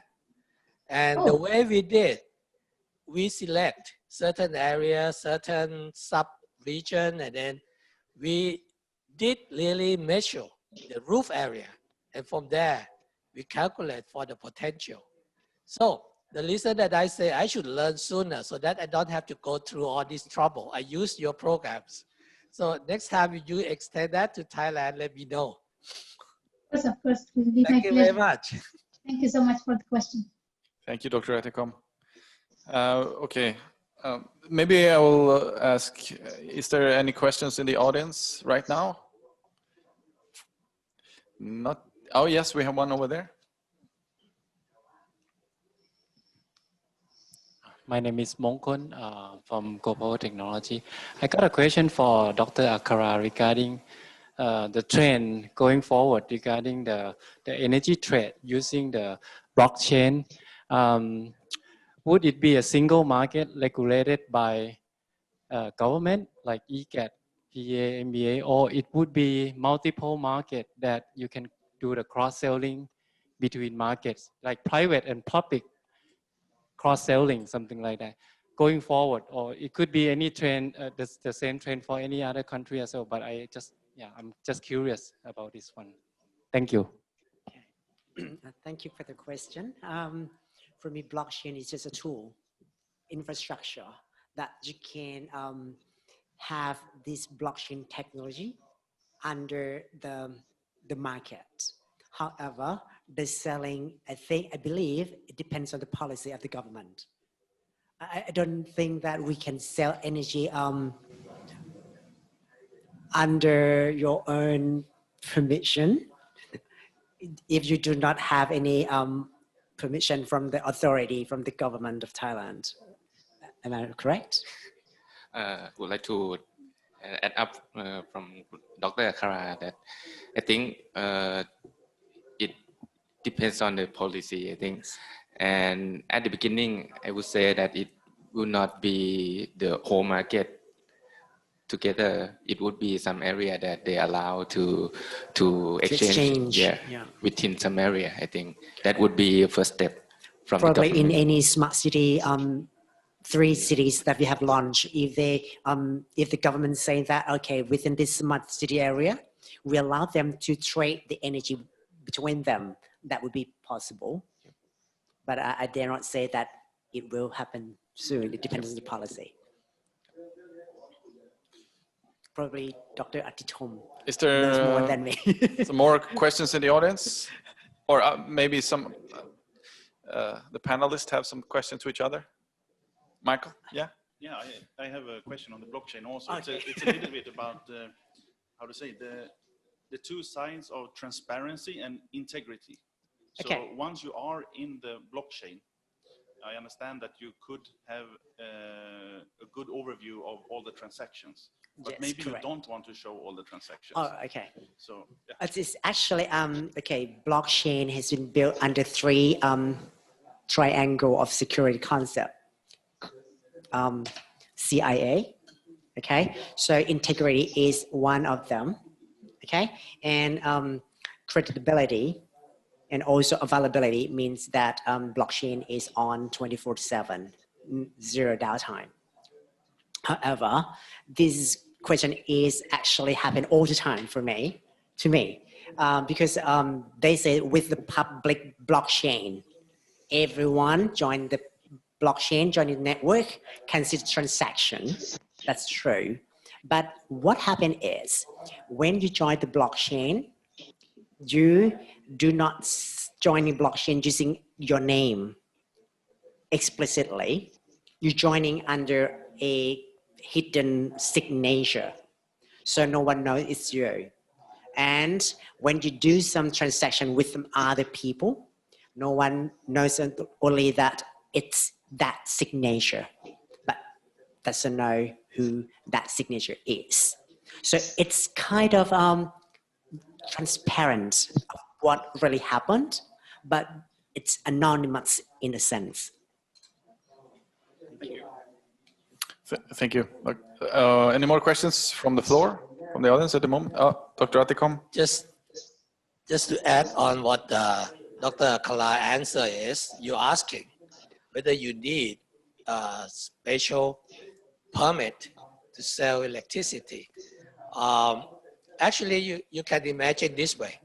The whole country of Thailand have 2 concessionaires. One belong to PEA and the other one belong to MEA. That means only PEA and MEA have the right to sell electricity in that region. And if you can produce excess of electricity and you want to sell to your neighbor, you cannot do that. You need a special concessionaire. On case of Sahapat, in Chonburi, actually in the industrial park. Originally, it belonged to PEA, and a certain time, many years ago, when they start up the cogeneration by Saha Cogen, they request for the concessionaire in the industrial park, a special concessionaire, so that Saha Cogen can sell electricity to other factories in the concessionaire. So to answer the question is, what about P2P? That's a good question because you can't do that. You can't do that. And actually, that's going to be a problem of Dr. Akala. He can generate the blockchain technology, but I don't know when. Right. So there are some barriers still to be overcome here before we can trade energy like we trade other things. Mr. Patrapol, so you mentioned here in your presentation that many of your projects are industry estates that install solar PVs, or you install solar PVs with the PPA agreement for their own consumption, right? So can you expand a little bit about that? I mean, that's because of the regulation in Thailand that you cannot connect those projects to the grid. So maybe you can expand a little bit about how the situation, how it is, and what you expect when the grid is opening up. How will that improve your business or change the market? Thank you. I think what the private PPA do in the first period, we assess the load consumption with the available area, and we optimize those together. So we foresee that what we design is matched with what they consume. So all of the private PPA, we just rely on the load consumption of the customer. However, I think that's one limitation for private PPA in the market. So it would be many study before we going to have PPA with the customer to ensure that we can sell the whole energy to them. However, I think in case of the grid is open, it would be a lot of opportunities to do all the warehouse that has no load consumption or low load consumption inside. So I think it would open the whole market for everyone, I think. Right. So there are many rooftops available, let's say it that way, in Thailand, and coming back to the potential of solar PVs in Thailand and the ASEAN region, Dr. Iman, can you share your point of view on the potential for solar PVs in the region? Yes, of course. In the presentation, I presented the solar resource map for the region. And just to explain, this map expresses the theoretical potential, the maximum that the region can produce. So based on this map, we can see that the area has good potential. Some area, they have really considerable amount. Northwest region is really a good place. But to answer accurately to this question, we need to do some technical and economic assessments to just have like a real, let's say, assessment on what can be used in real place. And the assessment is like depend on the scale. So if we talk, for example, at the city scale, the question is basically the idea, let's say, is first to consider select an area, of course, to assess, right? And also, to consider the 3D, to calculate the 3D city model. And with the solar resources, this data, calculate the suitable area to install PV system on the roofs. So this is one assessment. So basically, we will have for each building the area where we can install PV panels. So this is one scale. But if we talk about utility scale, this is something else. We need to identify the suitable area for the country to install farms, big utility scale projects. And we have to consider some criteria related to the country infrastructure. Let's say distance to the grid, distance to the road. If they are, we need to be far from the populated area. We need to exclude the protected area. All these, when we consider these criteria and we exclude all the areas that are just not economically feasible, we will come out with only spots on the map where we know that this place, if we potentially install projects, they can be feasible, and also know with time we can get back to the investment. With this, we call this assessment suitability assessment.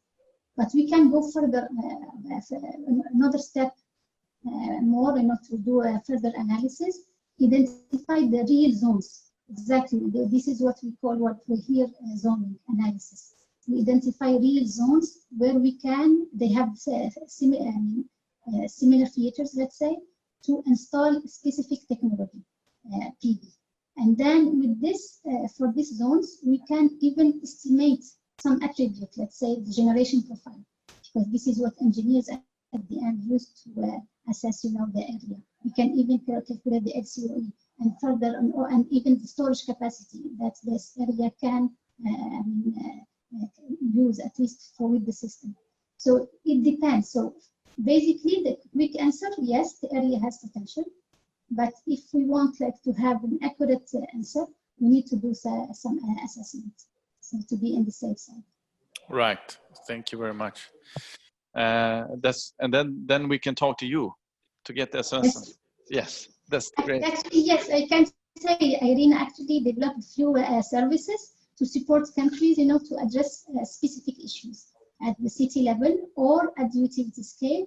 And with these services, we already are helping several countries to get such assessments, suitability assessment, zoning, site assessment. If they have location already identified, the project location, we can even assess this site, specific site, and give more insights on if it is feasible or not.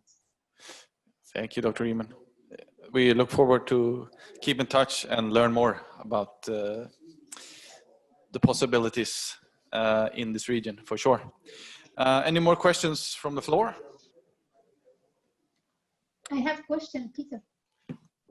Dr. Eamon, you have a question? Okay, yes. Go ahead. Thank you. I think it's for Dr. Ati. It's about solar floating, because I'm not used at all to this technology. I just want to know, or at least to have a brief knowledge about the infrastructure. How we install these farms or these panels? How what is the constraint to deploy them? Let's say environmental parameters like humidity or salt, erosion. If they are affected with the tide or not. This is just some let's say questions that I have in mind since you presented the slides on them. It was addressed to Mr. Patrapol from Impact. Sorry. Yes, for sure. Yeah. So, sorry. Right. Did you hear her question? Not clearly. I think correct me if I'm wrong, but I think she is interested to know certain aspects more about from your projects and any specific barriers. Can you maybe you can repeat a little bit higher? Yes. Sorry. Okay. So my question is about the solar floating system. Floating solar. Yeah. Right. And then I just want to know how these systems are installed. What are the constraints to install them? Salt, because it's on the sea, right?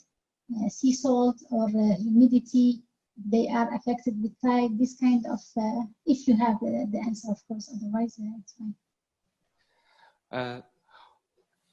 On solar floating, actually, we proceed quite the same way with the solar farm. And the critical part will be on the floating device, and we have CNTEL from France to do the design or the anchoring and floating device. So as of now, I think we can proceed normal as one of the solar farm. It would be same regulation and process. will be some additional technical assessment on the floating and more calculation. Yep, and everything would be the same with solar farm. Yep. Okay, thank you. Okay, thank you very much. I think there was another question over here. Yeah. Hello, my name is Thananan. I would like to ask Ms. Maybe Irene. Hello. The mic. It's a bit. Yeah, you can maybe take off the mask. Yeah. Sorry. My name is Thananan from TTCL company. I would like to ask Dr. Irene from IRENA. Could you mention about kind of energy storage, about the benefit to invest with the solar PV system, kind of rooftop or solar plant, and what is the constraint? Like, is the price or the worth to invest, something like that? Yeah. Dr. Eamon, did you hear the question?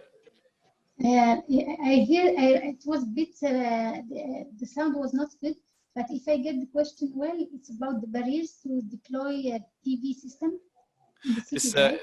No, the question was about energy storage and how it can be combined with solar PV systems, and what are the constraints and barriers to make it profitable. And so basically, what are the opportunities and the barriers using energy storage for solar PVs? I think that's, yeah. I think it depends. This is just again my point of view, because I'm not maybe installers of system, but I think it depends on the case study. If we are like we select off grid or on grid. So of course, so if the PV the person resident is inside the city, I think, and if there is feed-in tariff, it makes sense, to not consider the storage at that time and just to make the trade with to be connected on the grid. But for other cases of grid, the storage is important, because when there is no electricity or there is an issue, the users they have to use the storage, to store the energy and use it later on. And there is some cases in other cities what we saw is like they want both. They want to save and also to sell. It's just to have more options. But the barriers, I mean, it will add the cost for the investment, of course. That's for sure. So when we add another component to the installation, the cost will increase, and this may be the user or the consumer have to see if they can bear this cost or not.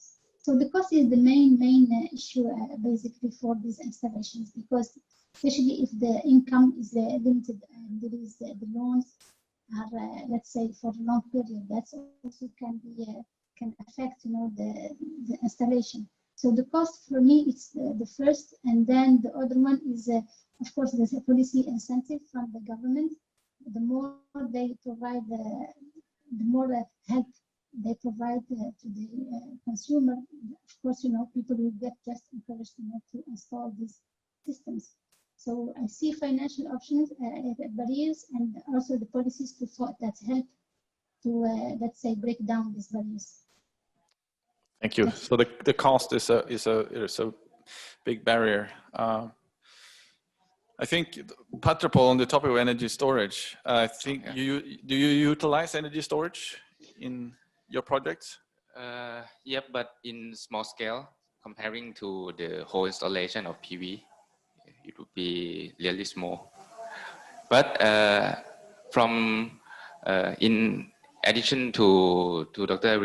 Imen, for the cost competitive, I think battery itself is not cost effective yet. So right. it still have to be relying on some function or application. So battery itself is we have to look into its function for time shifting or to regulate frequency or help the grid. That would be more benefit for the battery itself, and it depends on the application as well. Yep. Oh, thank you.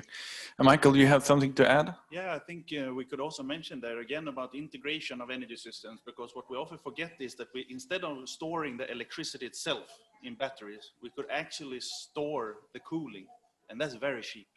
So to use the cooling later instead of starting the air conditioner, that is a very cheap way to store, we can say store electricity. Actually, you store the cold water, but you're avoiding to starting some electricity, electricity consuming application later.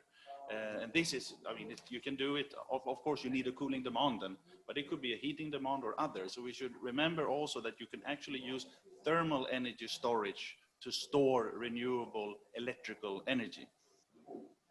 Yeah, thank you, Mike. I think that's an important part that to think about that energy storage is not only batteries, so it's actually other forms of storage. And I think talking about smart energy and storing renewable energy that is intermittent and the sun is not shining you know, exactly when you need it. So I think energy storage is important, and also hydrogen can come into to be important energy storage technology.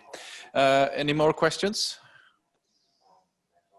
Do we have any questions in the computer?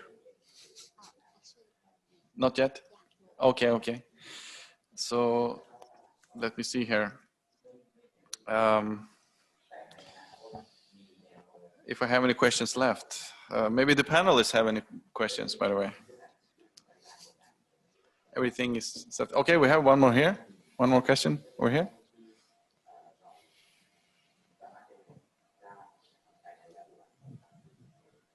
Okay, good afternoon, everyone. My name is Salam Kiat from SIIT Thammasat University. I would like to ask about the blockchain. Yeah. And that's quite interesting topic. And also I have two questions. First one, actually you mentioned so many good things about blockchains. So I would like to know about the disadvantages of the blockchains. And the second one, you mentioned about the blockchains, they have 3 generations already, right? First one is for the cryptocurrency, and second one is the contract, and another one, the generation 3 is about the cloud node. So what do you think about the generation 4? That's right. So thank you for this. Okay, thank you. Thank you. Quite a challenging question for me. Okay. So far I have been talking through blockchain with advantages. For disadvantages, first of all, if we're using blockchain and as I told you, we have different protocols, different algorithms implementing blockchain.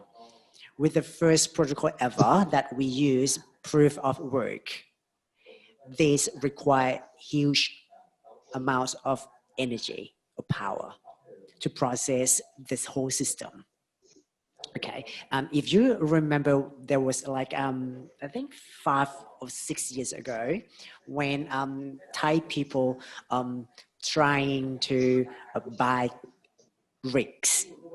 Okay, basically it's like a high computational computer using as a blockchain node, trying to do the mining thing, which is an algorithm running to get some money from Bitcoin. Okay, so that's one advantage, a big disadvantage, because when you want to participate with the old blockchain, okay, with the old algorithm, then you need a lot of energy if you want to get money, okay? But that was the old model. But today we have different sort of roles. If you do not want to be rich, trying to mine to get Bitcoins, to get Ether, but I just want to use it, you can use it with less energy consumption, because blockchain has evolved every year, And today we have different roles of participating using blockchain.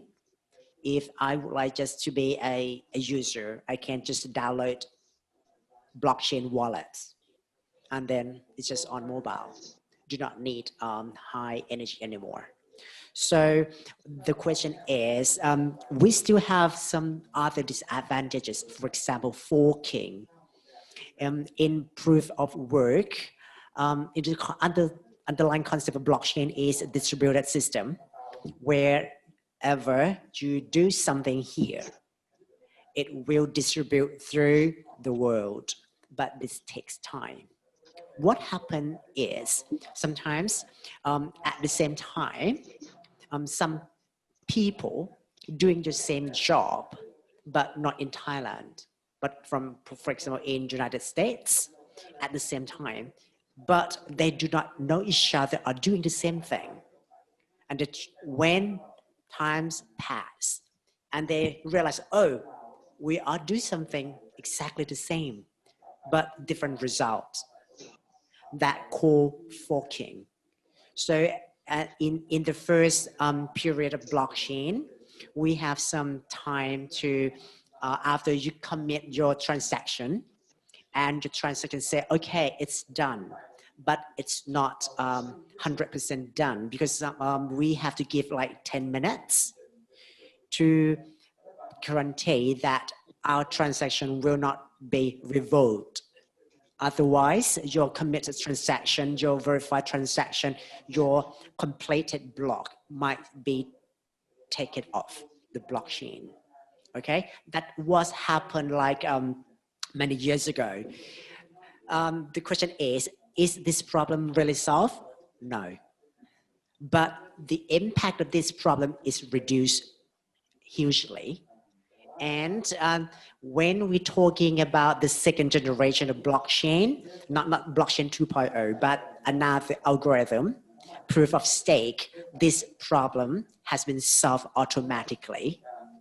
Because instead of having two people, or actually many people trying to compete to solve mathematical equation to be able to prove, to verify the transaction before putting into a blockchain. With proof of stake, we simply assign one person to do the job. So there is no competition anymore. So this problem has been solved easily using this selection process. But this selection process is not done uniformly. It depends on the money that you have. We call it stake. So if you are a big stake, then you're more likely to be selected to do the job. And when you do the job, you get money. That's how we solve the problem. But the forking is still there with proof of work. So if you select or you choose the platform using proof of work concept, then you have to be tolerant to this a little problem with the proof of work concept. But if you do not want this problem anymore, you choose another platform, then you can have another disadvantage, probably. Thank you very much. Okay, I think maybe we have time for one more question, if there is anyone. No? Okay. I think that will conclude the panel discussion on the topic of smart energy for smart cities. So thank you very much for all the panelists for joining. Dr. Iman Gerbuch from IRENA, thank you very much for joining. And maybe next time we can see you in person. Hopefully. Yes. Yeah. I look forward. And also thank you, Dr. Prayot, Mr. Patrapol, and Michael Jacobson. We give them a big applause. Okay. Over to you, Dr. Atekom. Do you have some final? Nothing else? Okay. Well, I think we had a very interesting session on the topic of smart energy for smart cities. I will not go into a long summary here, but I can feel that we all feel that digital tools are here to stay and really are changing our lives, and not only maybe the way we use energy, consume, and also maybe also produce energy will be not further away than our smartphone that we can control, maybe also earn income from it. So we're looking forward to see what's going to happen.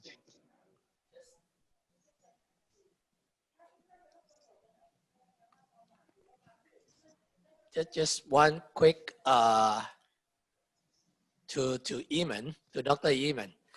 Eamon, Yes.